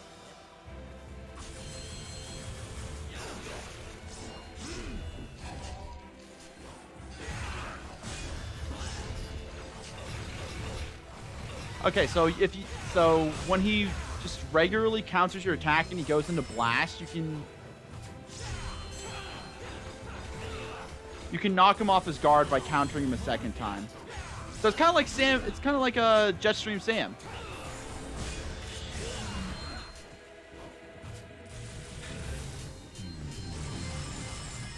Come on, Whip. Man, this music... Okay, first of all, this music gives me Kingdom Hearts vibes, but not entirely in a good way. It's got the funk of a Kingdom Hearts boss battle, but it doesn't have, like, the part that makes me bop my head, you know? Like, I really hope this boss fight overall has a second phase. Maybe not one as tough, because, like, Mundus had, like, one really, really tough phase, then one phase that was more of, like, a puzzle phase that wasn't super hard once you figured out how it worked. And the reason why I bring that up is because I'm just getting really disappointed by how, like, much the music's not wowing me.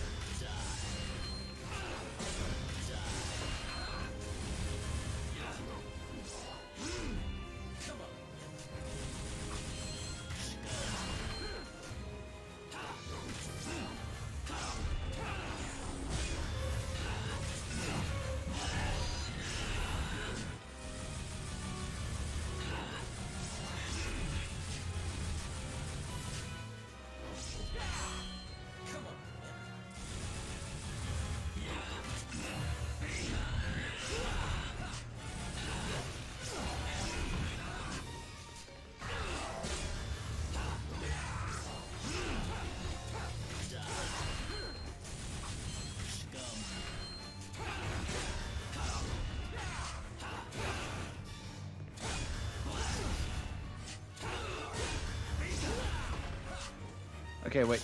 I want to find out how to counter that move, so I'm going to keep prompting it to happen.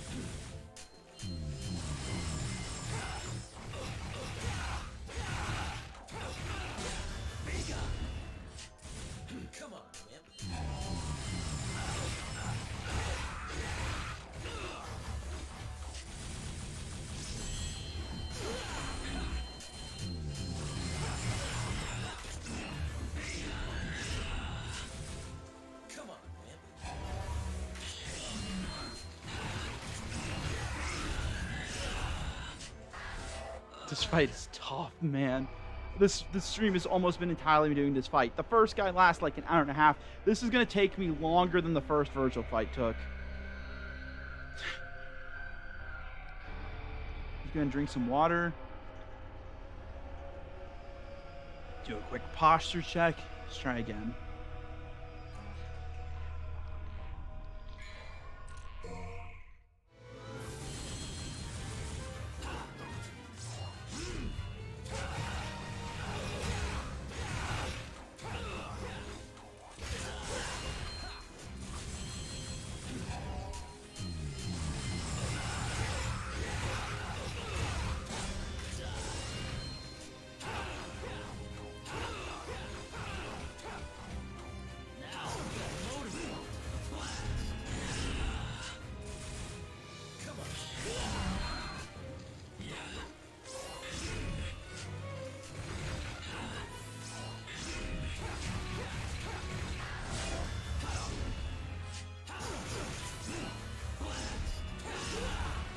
The bad thing is, I really don't want to have to come back and finish this another day because I want to beat this game tonight, but I feel myself getting fatigued. I don't know if I have it in me to beat him tonight. Not even mentally, but like my hands are starting to go, man.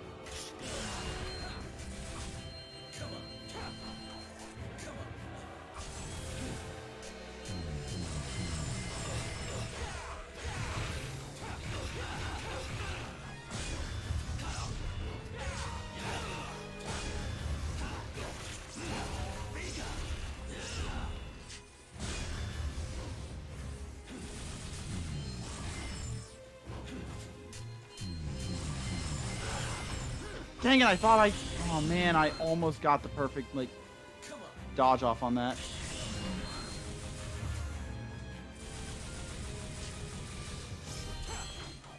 Come on.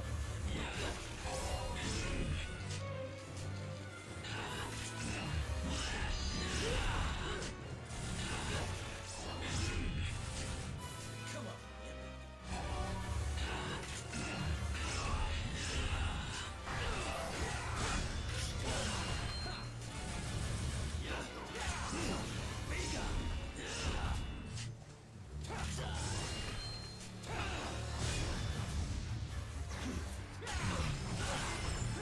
Damn it. Almost stopped him.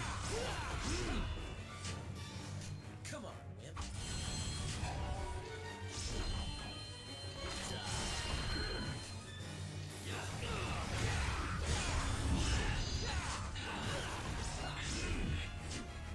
Come on. I don't think I'm winning this.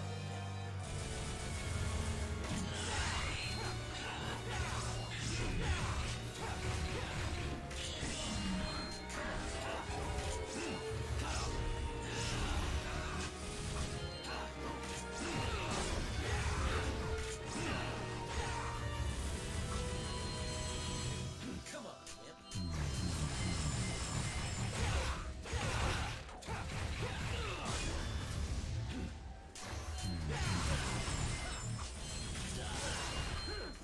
Come on, Imp.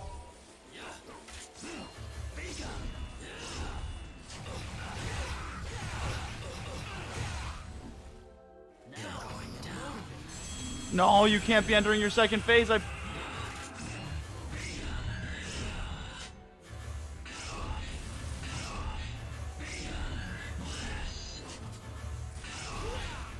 Damn it. I got him to his second phase again.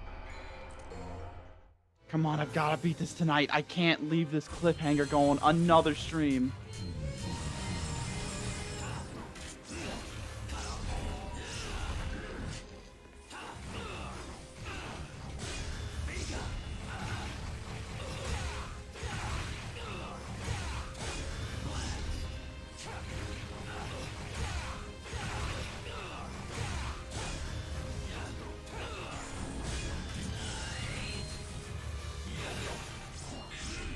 Come on, Imp.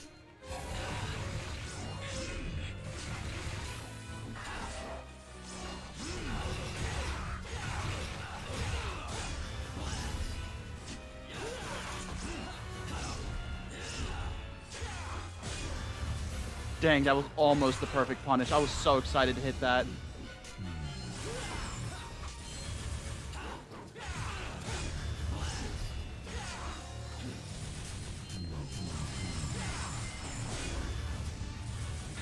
Oh, he's in his devil trigger form again. Come on, Imp.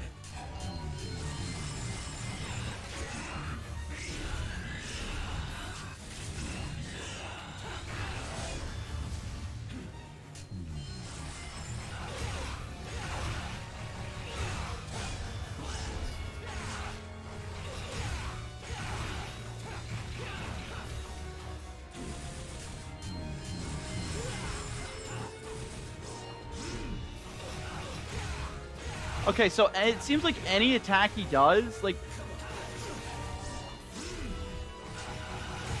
There's some attacks he does that are part of a combo, but some of his attacks you can, like...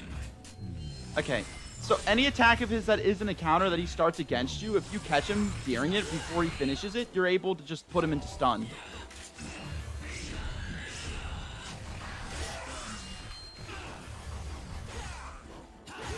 It's not exactly... It's like he has the difference between jabs and heavy combos. And heavy combos, he gets put into massive end lag if you manage to catch him during them.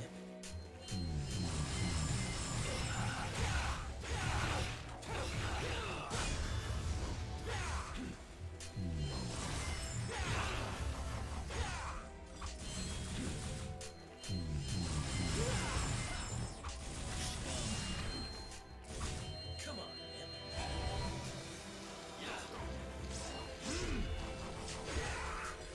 If I didn't miss that, I could have comboed him.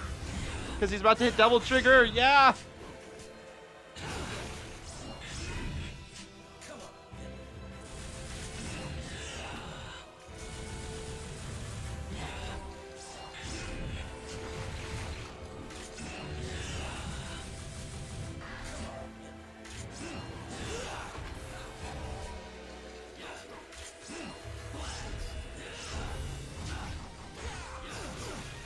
And I didn't keep up the attack. It's annoying. Okay, but this one's a good combo. This is a good combo.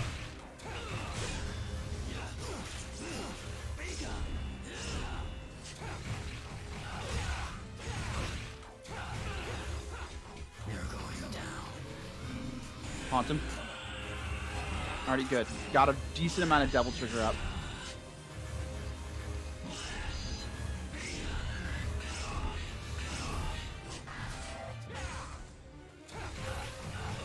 It's also very kind of him to put him into that. Like, I get it, it's a very powerful attack, but with how much agility Virgil usually has in this game, it's very kind of them to put him into, like, solid 10 seconds of end lag. It's not 10 seconds, but it's more like 3. Like, it's a lot of end lag.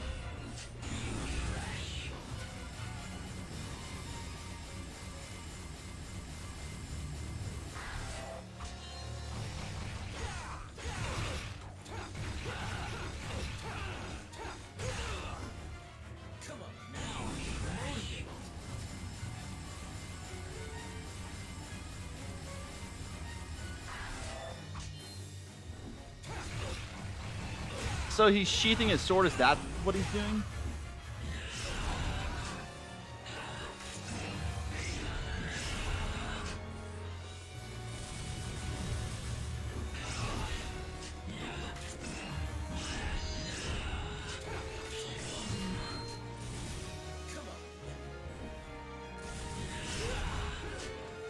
His movements get a lot more unpredictable when he gets into rage.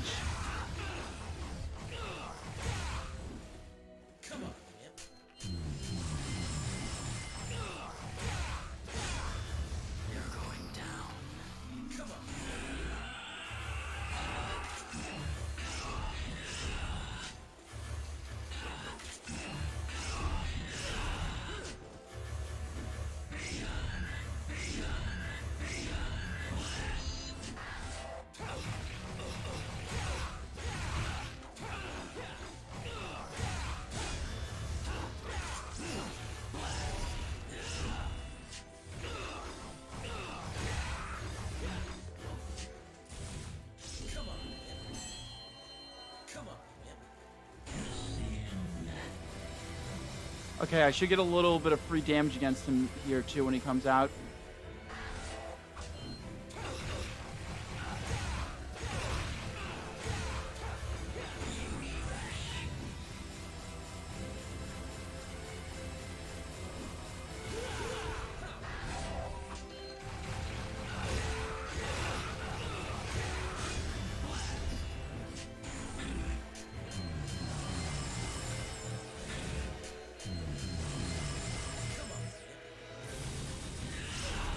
God dang it, man!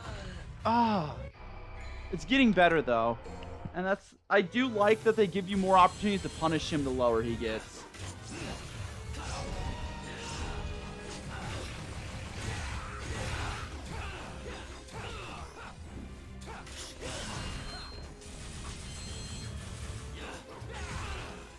This is definitely one of the toughest boss fights I've done in like recent memory, like way tougher than most boss fights in Kingdom Hearts, unless you count the secret bosses. Oh god, are there other secret bosses other than Gesture in this game?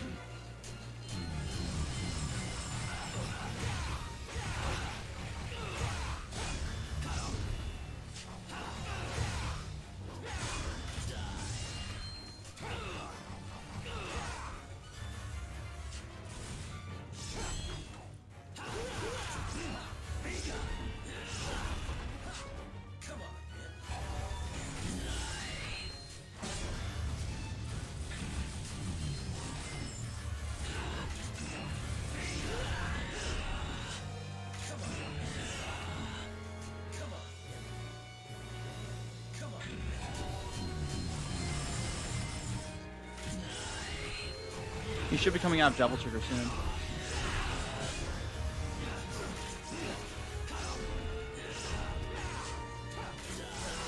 I wish I was better at closing the gap though, because like I can dodge his attacks now, but I still can't close the gap properly to punish him.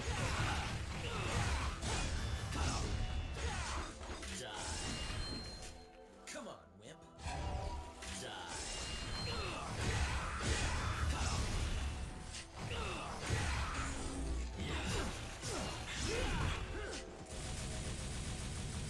Come on, wimp.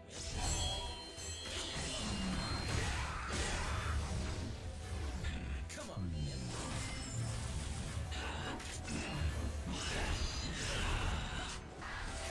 wimp.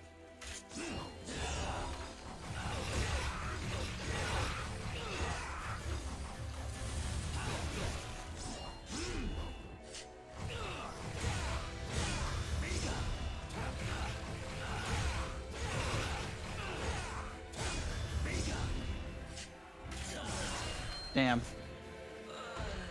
I keep taking way too long to start those taunts, because there is enough time to taunt there. I just keep starting them way too late.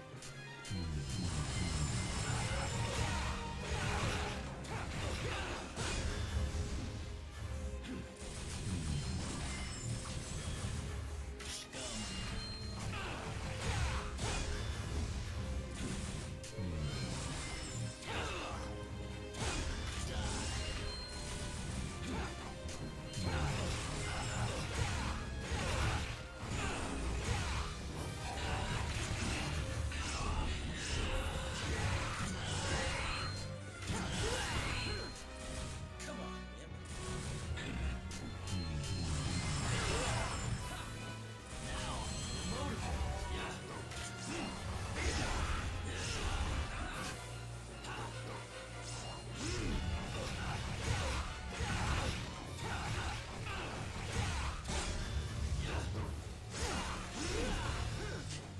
Come on, wimp.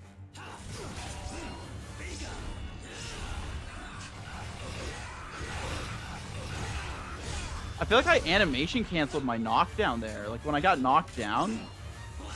Because I've never been able to punish him for knocking me down before. That's new.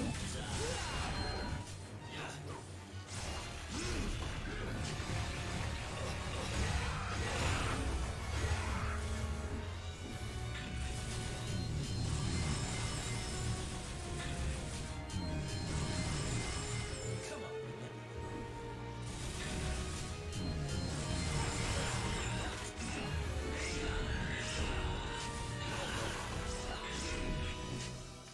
Come on, wimp.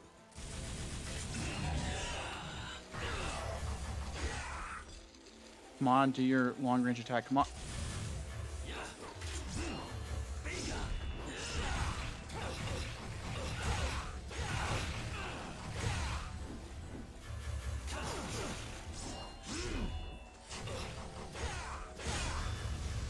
Come on, wimp. Come on, wimp. Come on, wimp.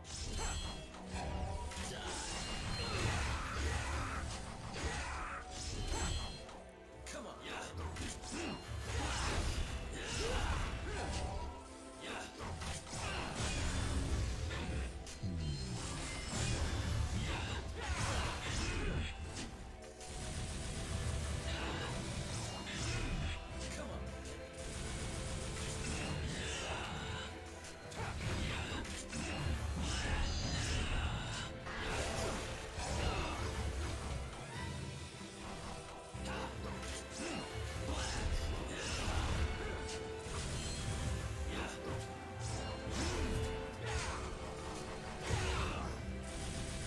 This may be fun. God dang it, dude.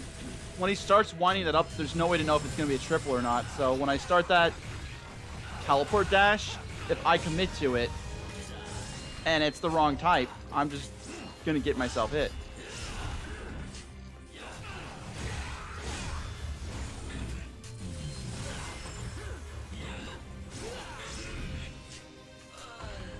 Like, I'm consistently at least getting him down to half, but I want to beat him already. I'm really worried, though, that I'm just too tired. Like, I had other stuff I wanted to do tonight, Virgil.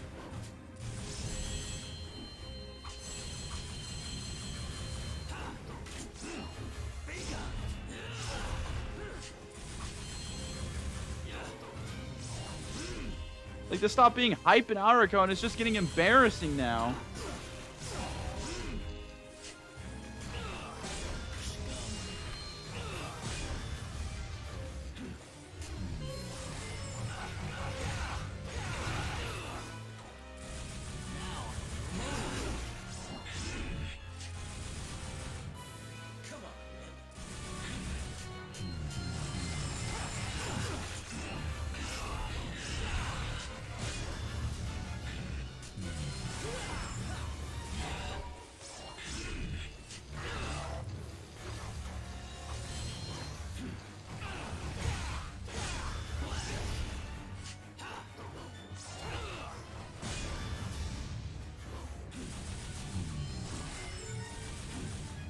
Also, his counter has such a long, it has such a short cooldown, short end lag, and such a long window. You basically have to hit it to start comboing him.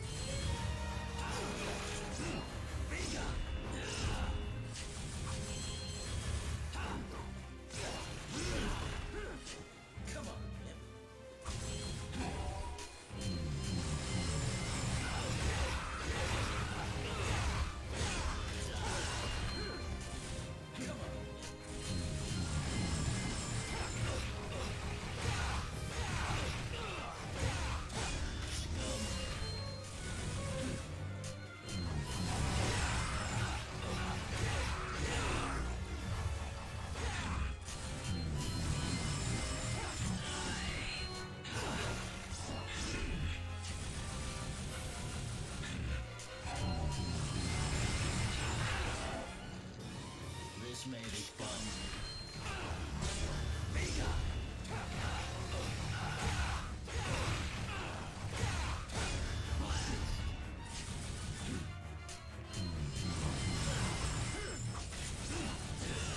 I think I just have to, because I keep trying to force a combo when he puts himself in a position where I can't get one. I think I just have to take the loss and not go for a combo when I know he's not comboable.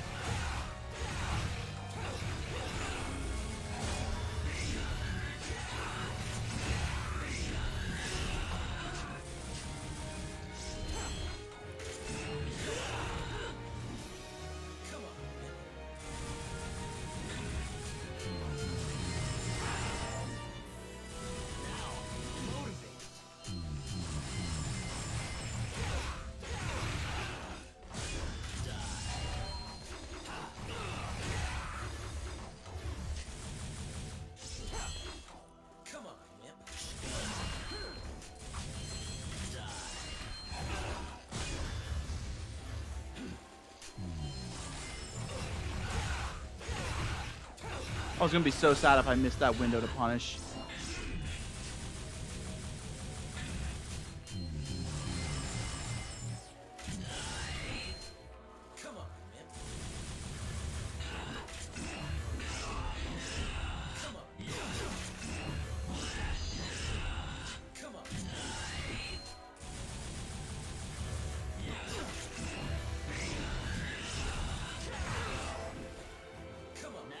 when you knock him out of his devil trigger, there's a really satisfying sound effect, a very loud thwack, and it's very, very satisfying.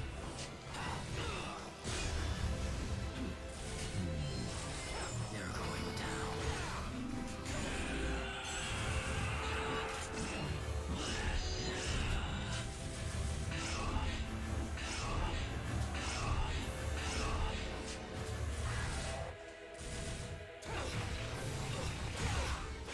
Again, very kind of them to give you that much of a window to punish him.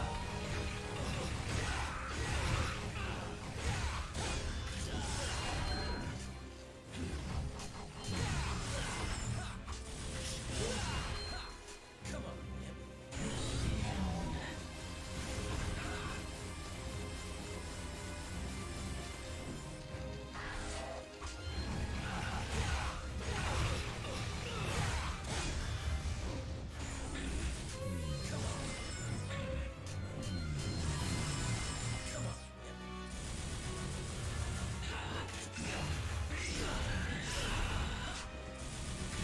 It's so punishing, man.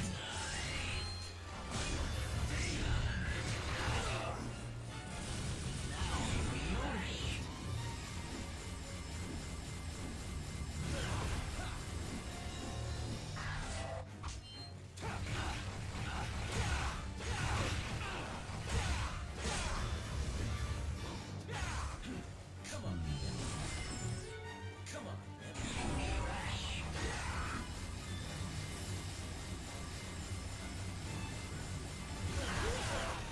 God dang it, man. Almost. It's so close. It's so, so close. I really do wonder if I had an item, if I could do something here. But I don't think so. I think this entire fight is just me riding on a razor's edge and not getting punished.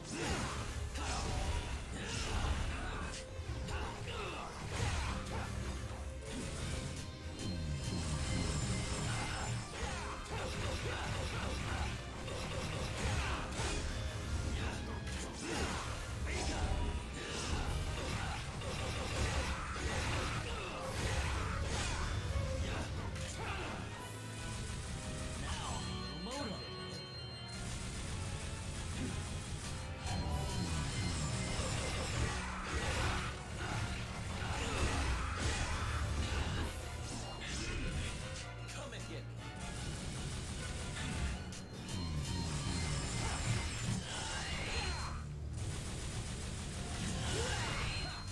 Come on, Imp.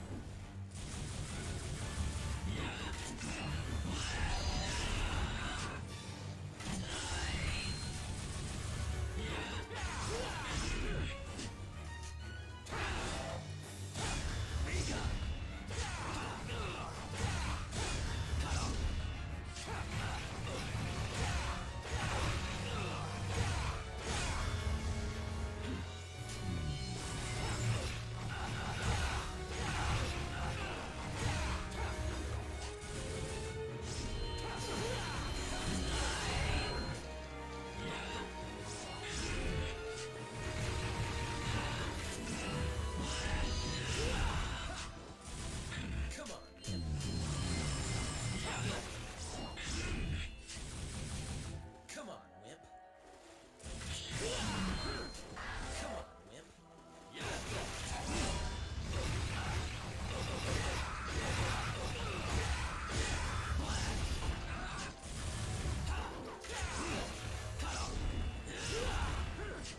Come on, Wimp. Come on, Imp.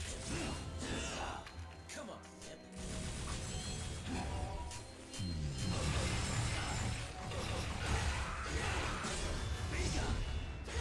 Oh my god, every time I have to stop trying to hold lock onto him there because he's just going to keep facing the same way. Because I'm trying to do windmill into him there. But every time I do, no, I'm not trying to do windmill up. Is it called windmill?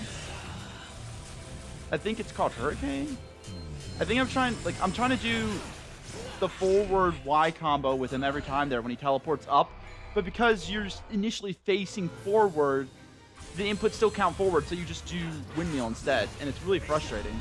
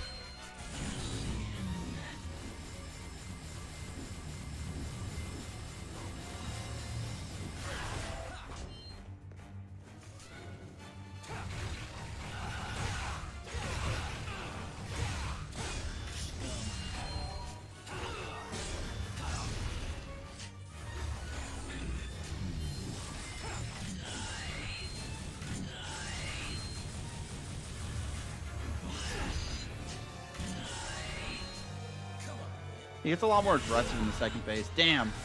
God, man, like...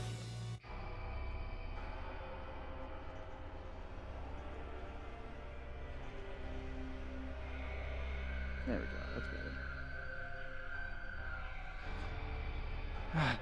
I really hope this doesn't take me 3 hours. Like, again, that's a lot of time. Like, I know this is entirely due to my own fault, but I feel like I haven't done a whole lot with the weekend, and I'm just, like, frustrated that this boss fight is taking so long.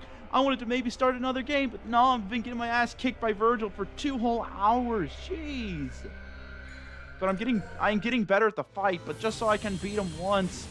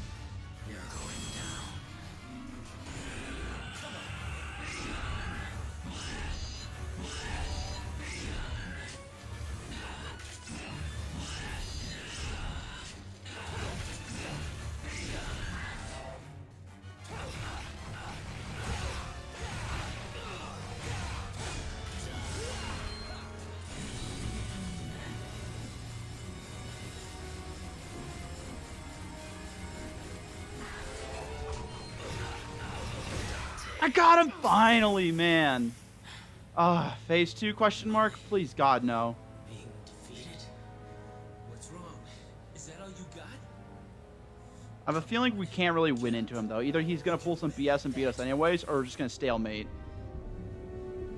The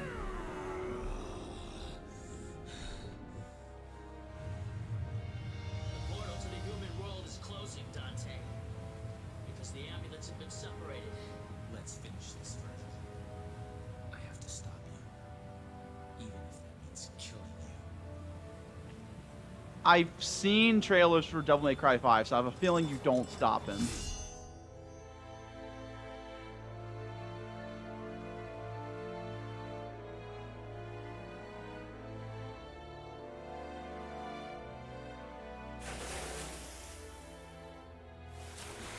Are we just gonna not know who wins? Are they just gonna fight forever in there? Wait, did we actually get him?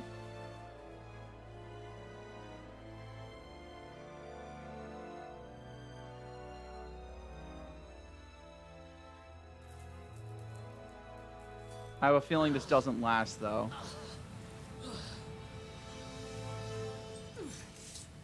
No one can have this, Dante. Just fall off the waterfall? It belongs to a son of Sparta. We're both sons of Sparta, though.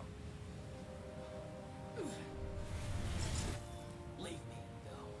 If you don't want to be trapped in the demon world, I'm staying. This place was our father's home.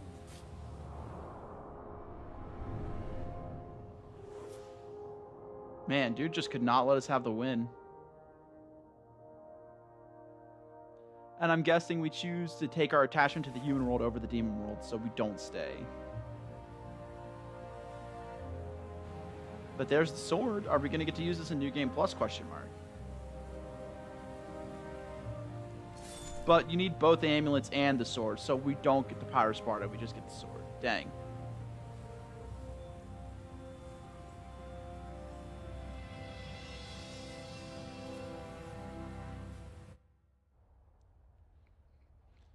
Man, the human world looks more like the demon world day by day. We kind of wrecked it with that whole demon fight. Yeah, this entire city is just ruins, girl. What an ordeal. You're still here. I need that back. No late charges, I hope. I'll think about it. Still a bit of a goofball, huh, Dante?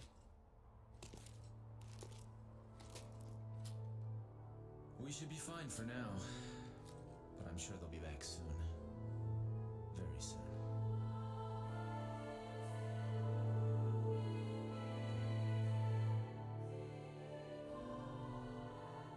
Are you crying? It's only the rain. Stereotype. Rain already stopped. I love that stereotype. Devils never cry. He said the line! I see. Maybe somewhere out there, even a devil may cry when he loses. She said the line! Don't you think? Aw, you loved Virgil, didn't you? Maybe. By the way,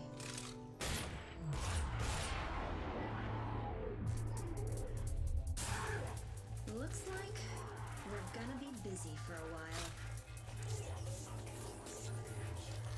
Well, bring it on. I love this. This is what I live for. Hell yeah. I'm absolutely crazy about it. Is this how they do the credits? Oh, that's awesome.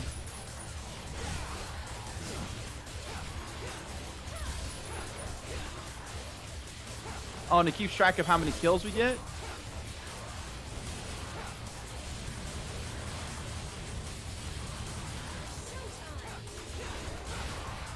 She said the line, showtime!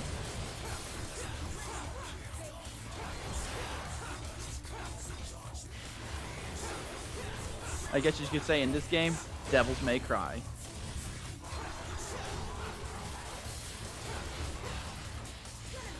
This is a hell of a way to do a credit scene. Kind of gives me the credit scene for the Undertale vibe. I love credit scenes where you just basically get to keep playing. Doesn't mean I don't appreciate credit scenes where you have to watch stuff, because I do think it's important to respect the people that...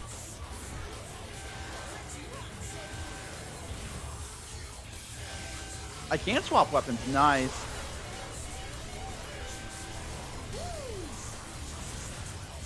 Oh, she did take her gun back, though, so I can't use it. Good attention to detail.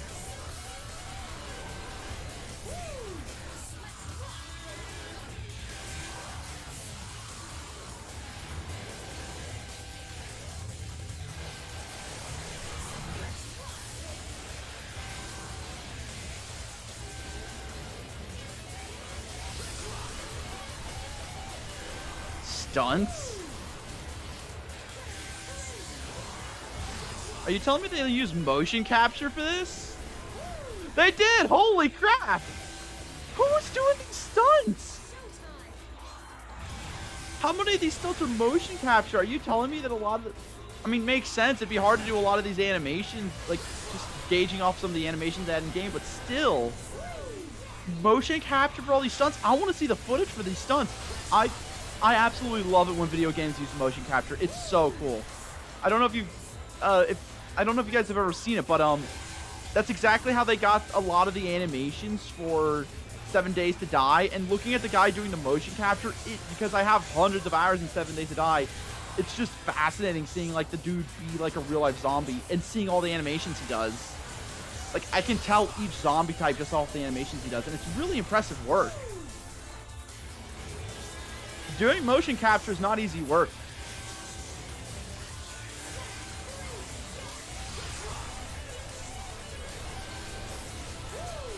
I wonder if they like, because I know Devil May Cry, the package I'm playing right now, has like extra content from the game, like art, music, concept art for characters that never made it in. First, I want to see if there's any concept art for what Verto could have looked like. I doubt it would have been as cool as what we've got. But I also wonder if there's any footage from the motion capture, because they actually did do footage for motion capture from 7 Days to Die, which I'm very thankful about.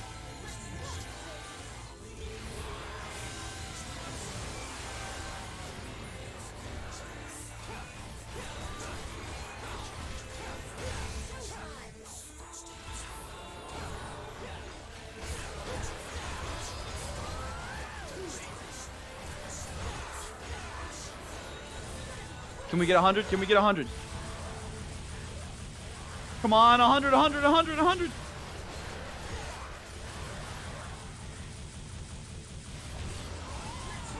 No, we almost got 100. Oh, there's definitely an achievement for getting all 100 in that cutscene. What happened next?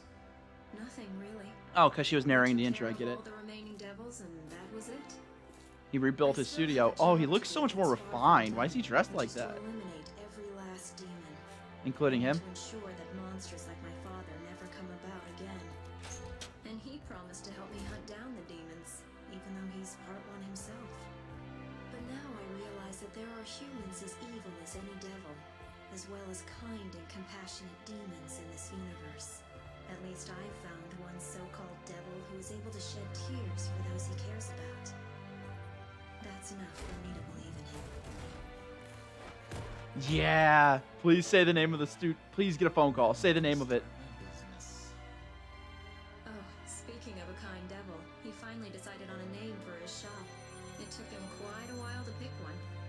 He's gonna say it. Devil May Cry. Want to know the name? Devil May Cry. Hell yeah. Now, I'm curious. Was this a prequel to the first game?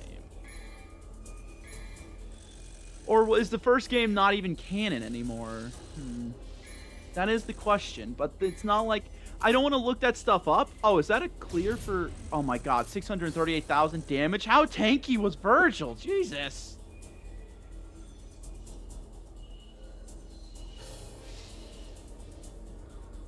God, 2 hours to beat him.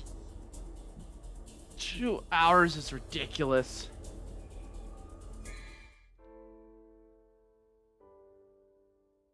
B, C, B, C, B, B, C, B, B, B. I'm guessing overall B. Yeah, I've got way more B's than C's and an A in there, so probably an overall B.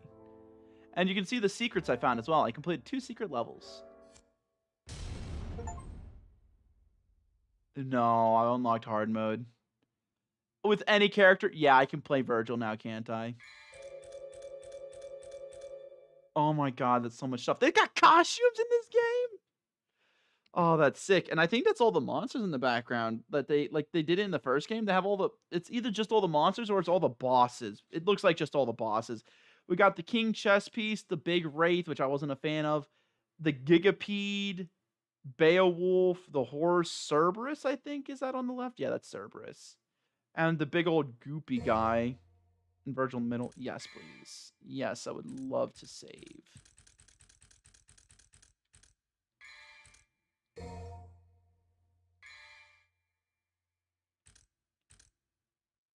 What's Bloody Palace? Probably game mode. Let's take a look at the gallery. Character concept art created by an artist. You gotta at least put the name of the artist in there. No, disrespectful. Let's see. I mean, this is probably the sickest design for Virgil. Dante I've seen so far. It's really fun design. That's his demon form concept art, I'm assuming. There's Virgil. Oh, Virgil. That's not a good look for you. The fit is awesome, but you look like the soldier from the original like Capcom fighting games. Street Fighter. That one is, oh man, I'm very happy they didn't land on that look for you. You look so pale. Oh my god, you look like a corpse. That's a really sick sketch. Very sick sketch, whoever did that. Oh no. Oh, why does that look like a meme? Wait, I need to screenshot that. That's hilarious. Wait, can I screenshot?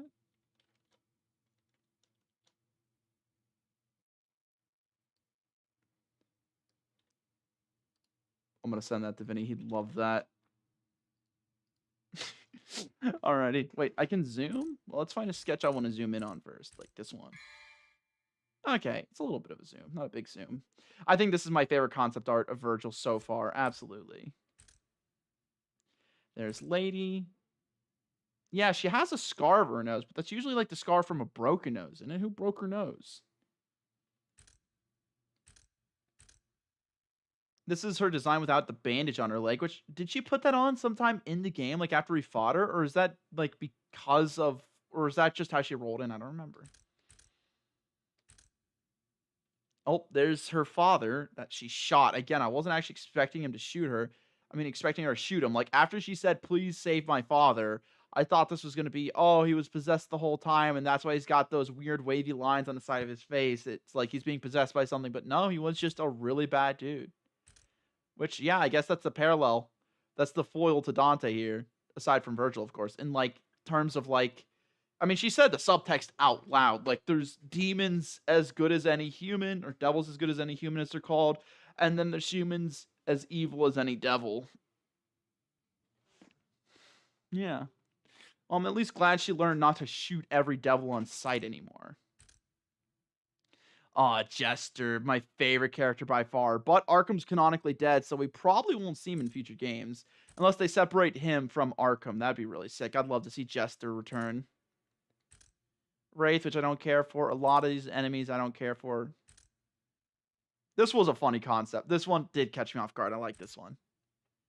She, again, I did not like, but her weapon was the sickest weapon in the entire game, so I'll give you a B. You were by far one of my favorite non-talking bosses in the game. You had a fun and engaging boss fight. The sound design was great, and the music was one of like 2 or 3 tracks that got me bopping my head. Don't know what that is. That's the spire that rises out of the ground. This is the interior. That is what one of the sections of interior look like, but not the main one. A lot of stuff I'm immediately recognizing.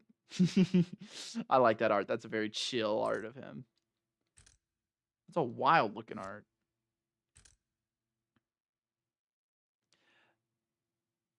There was a song. I was looking for Virgil's second phase song on YouTube because I really liked that boss fight. I had to listen to it again. There was one called Devils Never Cry from this game that had like 90 million views or something like that. It's really popular. I thought maybe I did hear that song and I just didn't like it as much as everyone else did, but like, huh. E3 promotional video. Oh, it's just one they're teasing the game. Okay. The craziest. Oh, I've got to see this. Some of the craziest Devil May Cry gameplay ever. Oh my god, yeah, that. Oh my god.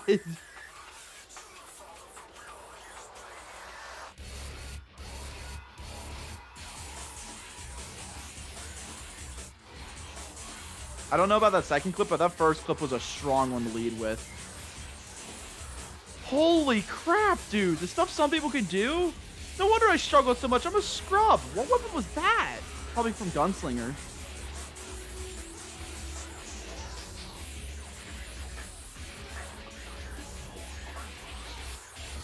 It seems like a lot of people like the blades a lot more than I did. Maybe I should have tried using them, but I wasn't able to combo nearly as hard as some people here could. But it definitely, yep, this definitely just confirms my suspicions that it was entirely a skill issue on my part.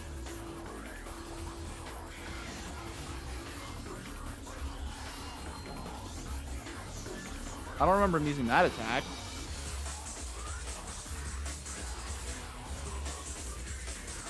Wait, you can stop time? Oh yeah, Quicksilver! Holy crap, dude! How bad am I? Man, beat the game just to get humbled by someone even cooler than Virgil. Some of the craziest Devil May Cry players to exist. I'm sure there's way crazier stuff on YouTube, though. Let's see. Clear bonus art. Oh, clear as in you get it for clearing. And this is the art we saw at the end of the game with all the bosses. There's Shadow on the left, chess pieces on the right, Agni and Rudra in the middle, around... Of course, Virgil's the one square in the middle. He is the coolest.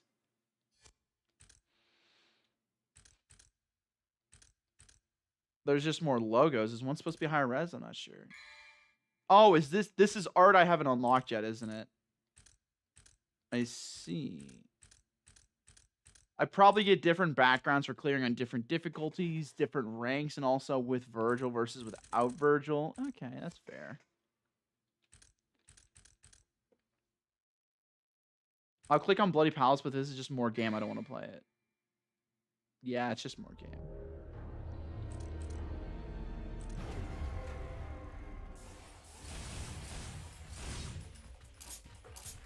Yeah, I'm good.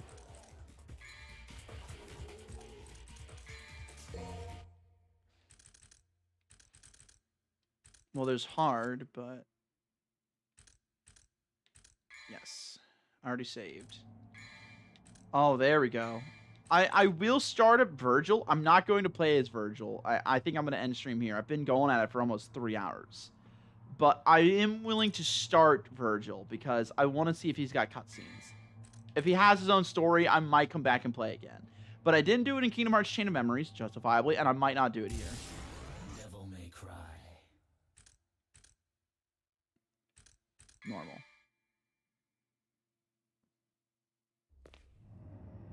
He does. Does he actually have his own cutscenes? I can't remember if this is how the game started. I think he actually has his own cutscenes. So, you're looking for the book of He does. Okay, I might have to play through it. Tale of the Demon Warrior Sparda. That's not what I'm looking for. I guess Arkham has the book he's looking for. Then what are you looking for? Oh, Heterochromia, cool. A demon that impregnates a woman who then bears twin sons. That's the story, isn't it? Leave me. I won't tell you a third time.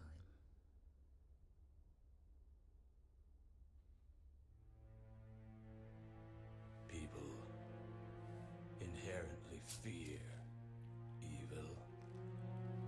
However, Occasionally, a person may become seduced Like you, Arkham. by evil. But is Virgil evil? He doesn't seem like it. He just wants power. What are you getting at? Share with me the story of Sparta.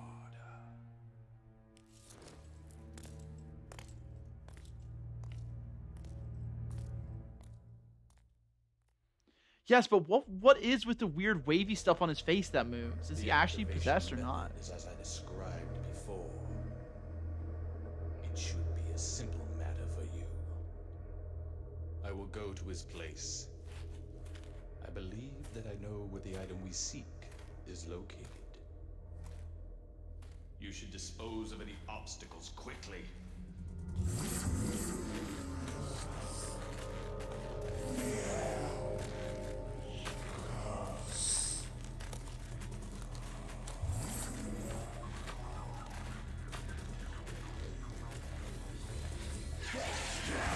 Alrighty. Let's see how this plays. Is it gonna be like Jetstream Sam, where it's not very in depth? Considering that it seems like he has his own campaign, I'm gonna guess not. Oh, I thought we'd actually do some fighting.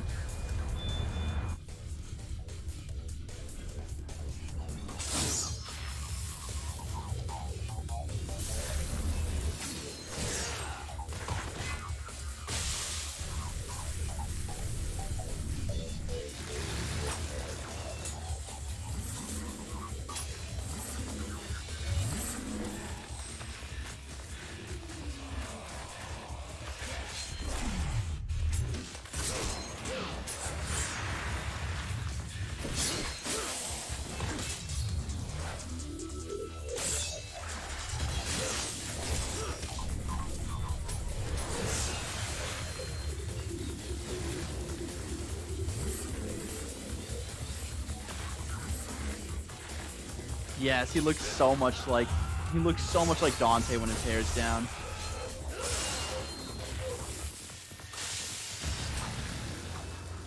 And it makes a lot more sense now with the context that we're twins.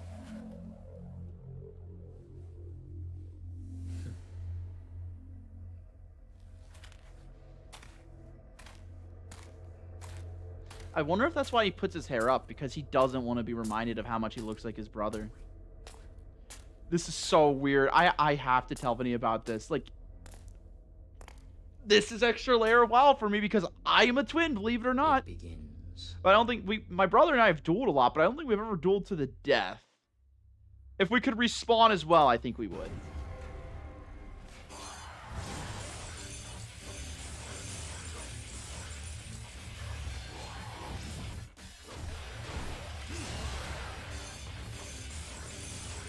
So I don't have a gun, but I do have a ranged attack. I throw bits of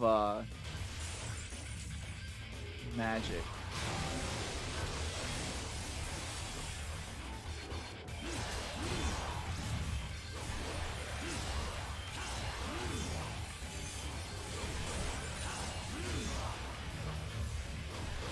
You shall die.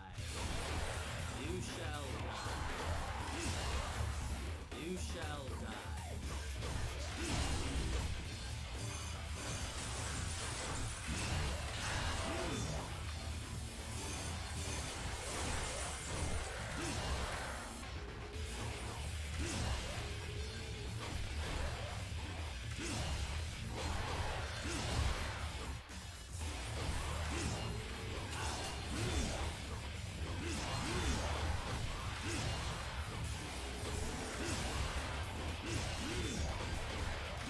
Don't tell me this guy's gonna have his own modes of fighting as well. Wait a minute. There's like a different, wait, lock on tick, wait.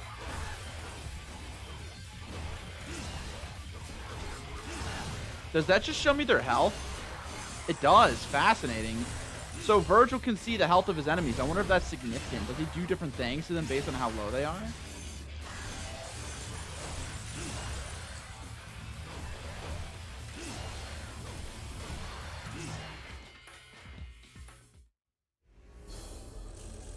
Well, that mission didn't last very long. I'm assuming that this especially because they basically already told us the story. They're just going to give us Virgil's perspective on it.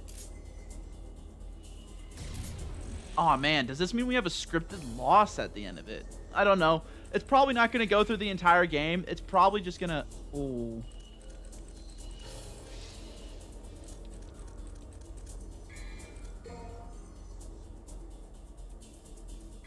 Darkslayer. Oh, he does have different... Oh, man. Yeah, I'm good. I don't want to play through him, but... And what does gold mean? I'll have to look into what that means. But, God. I will say I'm very glad I played this game. I think overall this was a better experience. I just couldn't really enjoy that ending because if you've ever seen Sean play through Undertale, the genocide route, like he couldn't fully enjoy the cutscenes where he beat Undyne or where he beat Sans because he had to lock in so hard, and that was definitely me in the last 2 boss fights. The one with Arkham, at least until I figured out how to use a rocket launcher, and then the one with Virgil, because I just like it went from me having fun and engaging with to it was still fun. Don't get me wrong, like having to learn it that hard was fun, but it took me way longer than I would have liked. I think that's compensating for the fact that I didn't spend time during the rest of the game learning how to play it, though. And it's also partially because I'm feeling really stressed for time right now, so there's a bit of external factors coming in. It's not entirely being fair to the game. Like, overall, that was a very challenging final boss fight. I enjoyed it. I like it when boss fights are challenging. I especially think the final boss fight should be one of, if not the hardest. It was the case in the first game with Mundus. It was absurdly difficult. I don't know if it was the hardest. I think Nightmare might have given me more trouble. It was Nightmare or some other something or other. No, it was Phantom, I think, that gave me a lot of trouble. At least until I learned how air raid worked and I found out how busted that was. I definitely cheesed my way through a lot of that game.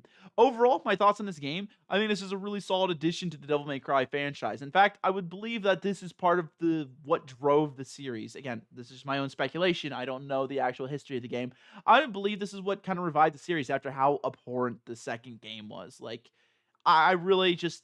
I can go back and try it again to see if it's as bad as everyone else says it is, but I gave it 2 hours of time, which I think is more than it deserved.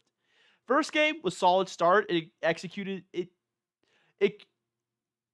created some concepts for what the hack and slash genre could be if it didn't birth it alone, and then it executed those concepts well. Like, and I think this game doubled down on it. It took the combat and added more layers to it. It made it more engaging, and it added a lot more reward for getting better at the combat. It also made it much more punishing when you're bad at the combat, because in like Devil May Cry 1, there were a lot of cheese strategies you could take.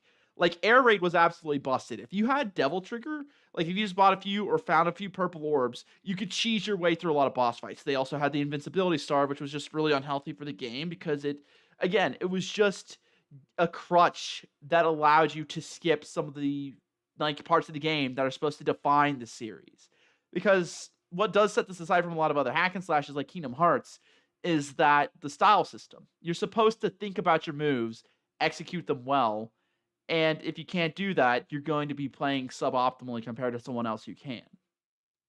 It's very, very punishing. I'd say much more punishing than Kingdom Hearts is, but the trade-off is you get combat that has a lot more depth to it and is very satisfying to pull off.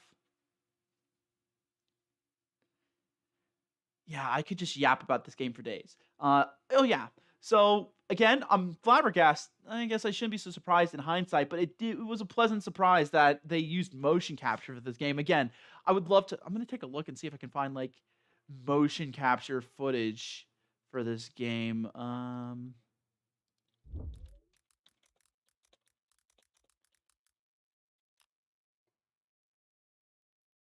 Hell yeah, there's a video for it. Oh, it's 19 years old? I hope that's real. Holy, that's really cool. Okay, God, I love nerding out about this stuff. I would love to watch that, but I won't do it here. I'll do it on my own time. The music is something that did disappoint me. Like, again, I think it's just if I'm being fair to the game, I think it's just a lot of this music isn't for me. Like, I'll say the music is solid enough to where it doesn't catch me off guard. It's certainly not like the first game's music. Like, and I don't even think it was music. It was more ambience. The castle ambience in the first game was so bad. It was so grating. It looped so often. It was so overused and it was so bad that I still hear it in my head, and that's not a good thing. But, like, in this game, there were like 2 or 3 boss fights where the music I actually enjoyed enough to I'm like, this is good. I like this. I'm bopping my head. Cerberus is not one of those. Cerberus is the first one where I actually got disappointed because I'm like, this is the first proper boss fight I'm having. It's not like a mini boss like the Wraith, and it was really underwhelming. The Chariot Horse, I'm not going to know the names for a lot of these bosses. They didn't announce themselves like Phantom did.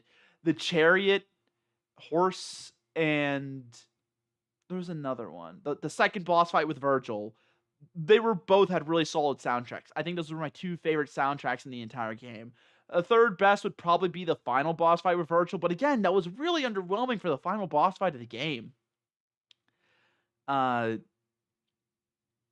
the music, again, it's good enough to where I didn't notice how bad it was, especially like how I did in the first game, but it was underwhelming compared to what I was expecting, and it's probably partially just because it's not for me. I've heard some of the music from Devil May Cry 5, and I love the 2 or 3 songs I've heard out of it. I hope a lot of songs play like that. I'm really curious to find out what the combat music sounds like in that game, because if it's more of the same, I'm just going to assume that I'm the problem and that it's just not for me, and that I can only really enjoy some of the music, which, again, it's not surprising. That's how I am with a lot of my music tastes.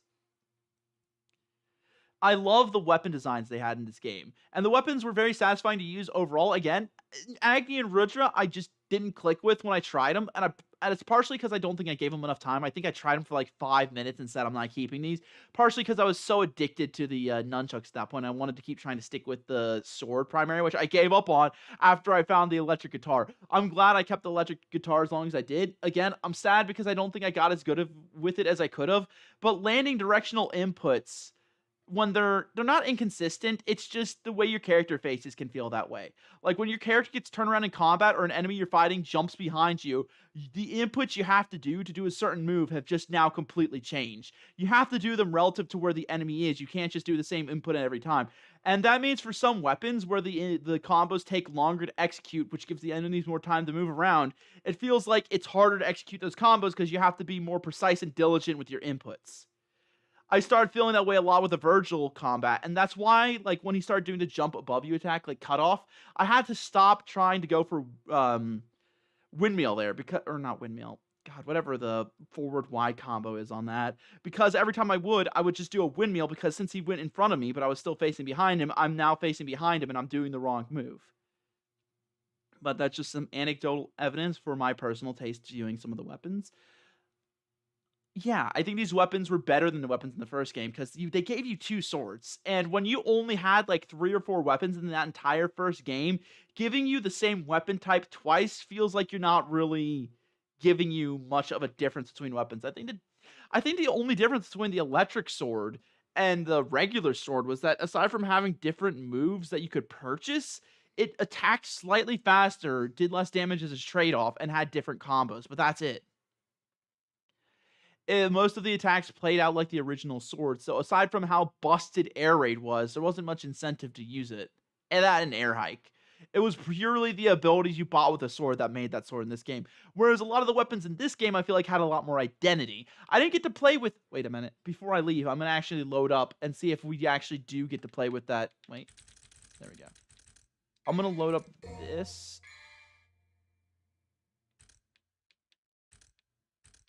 Yeah, I'll do it on hard one.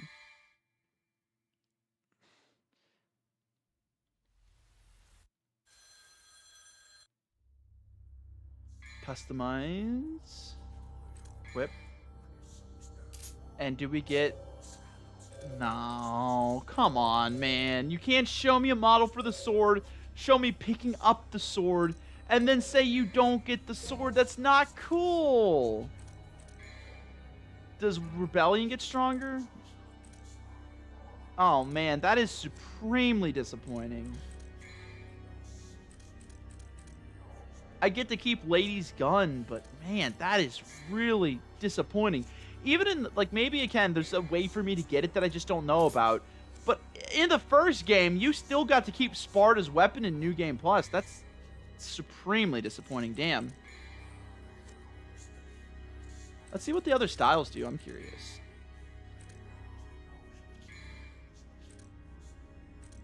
Oh, I can actually see the different moves. Swordmaster gives you some more air abilities. Oh, it just unlocks new abilities for every weapon. Oh, and that, yeah, that's how I unlock the sickle attack for Nevin. And Trickster's ability is to dash. Dang, I'm very glad I stuck with Trickster. Dash was instrumental to a lot of what I was doing.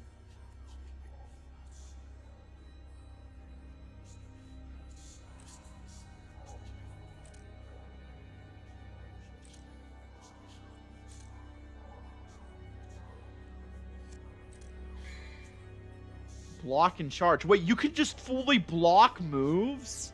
If that can block any move in the game, and there's no moves you can't block, I should have given Royal Guard a try. That could have been really strong.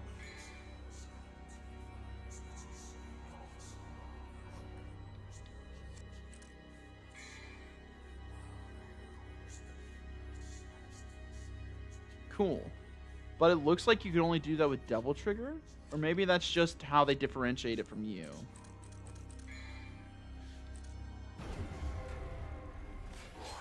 Oh, I'm still shirtless. I forgot about that.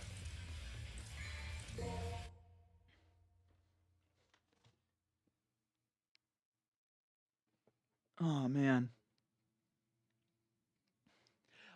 Anyways, I would definitely say this one is better than Devil May Cry 1. They did a lot of funny callbacks to the first game. It was very entertaining. Like the jackpot shot, they're definitely glad they coined that in the first game after reusing it like that. And it was very hyped to see them bring it back.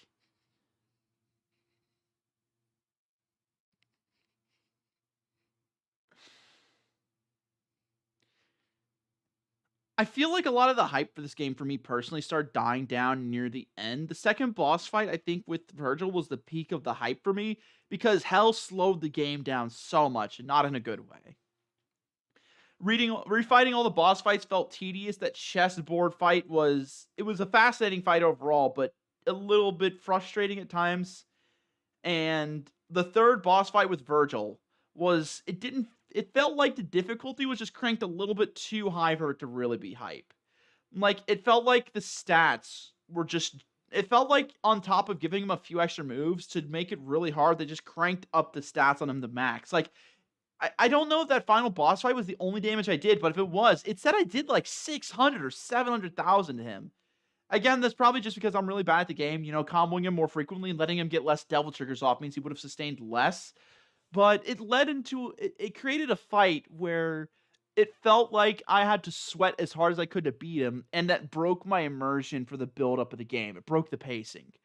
Again, I don't think there's anything wrong with the final boss fight being the most hype or epic, but I don't feel like I lost that immersion as much in the first game. Well, to be fair, the immersion in the first game wasn't nearly as deep in this one. They had their claws in me as soon as I saw Virgil not Virgil, god dang it. As soon as I saw Dante duel a bunch of demons while eating pizza. That's where they won me. And then when he throws his jacket on while spinning the sword up in the air, this was full of a bunch of goofy, over-the-top cutscenes that I just fell in love with. And I think that's really where a lot of the charm came from for me. Like, where a lot of the pull came from for me. The charm. Like, half of it was the combat. The other half was the cutscenes. I can't say that the story was more coherent this time, too. It was more involved. But I can't say that what pulled me into here...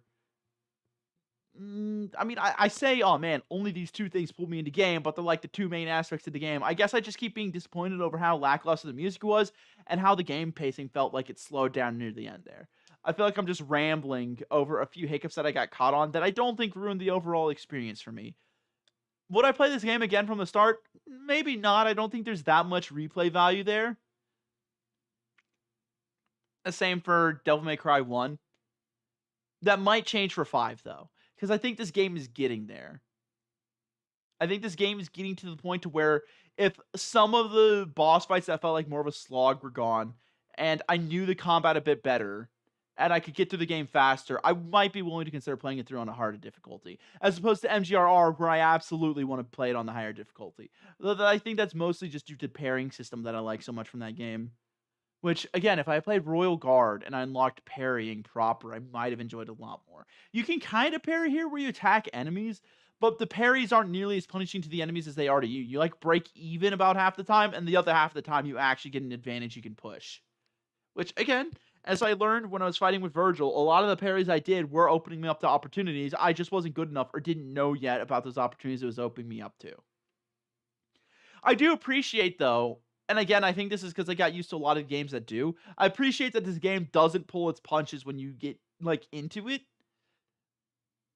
Aside from giving you an easy mode that you can play through, which honestly feels like more of a slap in the face than anything, and I love that. It was hilarious when I first unlocked it, even though it is just nice that you have a version you can play that allows you to see the story if that's all you're into. I do appreciate that in the final boss fight, this game doesn't pull its punches. You either learn to beat the boss or you won't beat the boss. And I think overall, that's one of the things that pulled me to this game more than anything. If I could have gotten through this entire game button mashing, it wouldn't have been nearly as engaging. I wouldn't have finished it. That's why I didn't beat Devil May Cry 2.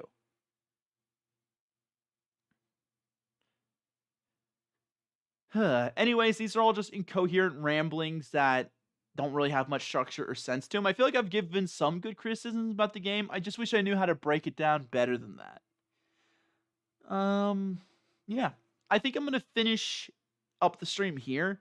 I'll give some basic ideas for my plans are going forward. I think I'm done with the hack and slash genre for now. I think I got all the knowledge in... No, wait. I'm not. I will be back probably... damn. I don't think I'll be able to do any more tonight. My day is about to end because I got to go to sleep soon. But I want to get like 1 or 2 more streams in of me playing a whole bunch of different hack and slashes because I need footage for them anyways for a project I'm working on. I think I got enough of Devil May Cry, and I definitely got through the games that I wanted to. I'm going to go back and play things like Kingdom Hearts, Hi-Fi Rush, Cult of the Lamb. Cult of the Lamb's a little hack and slashy, a little roguelike, a little bit of farm sim. It's hard to explain. It's definitely not a 3D hack and slash. Maybe I should just stick to those.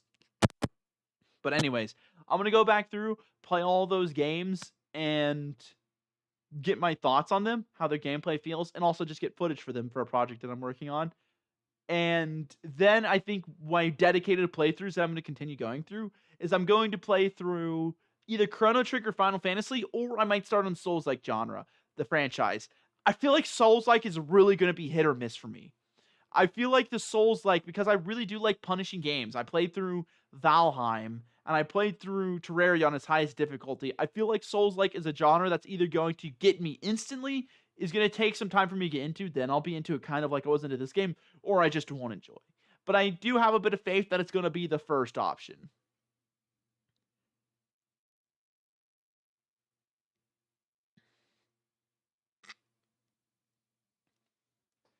That'll probably be sometime next week, because when I work, I don't really have time to stream. I like to get art done on the weekdays in between my shifts, and I definitely have to do music practice. I didn't music practice today either. God, I gotta get to that.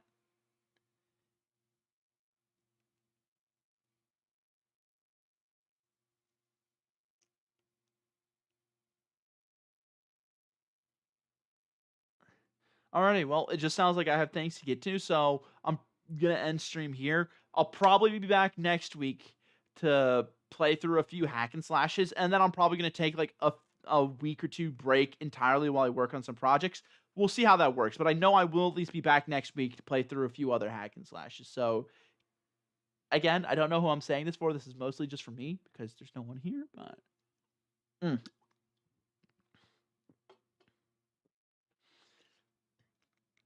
alrighty. That's enough for me. I'll be back later. Bye.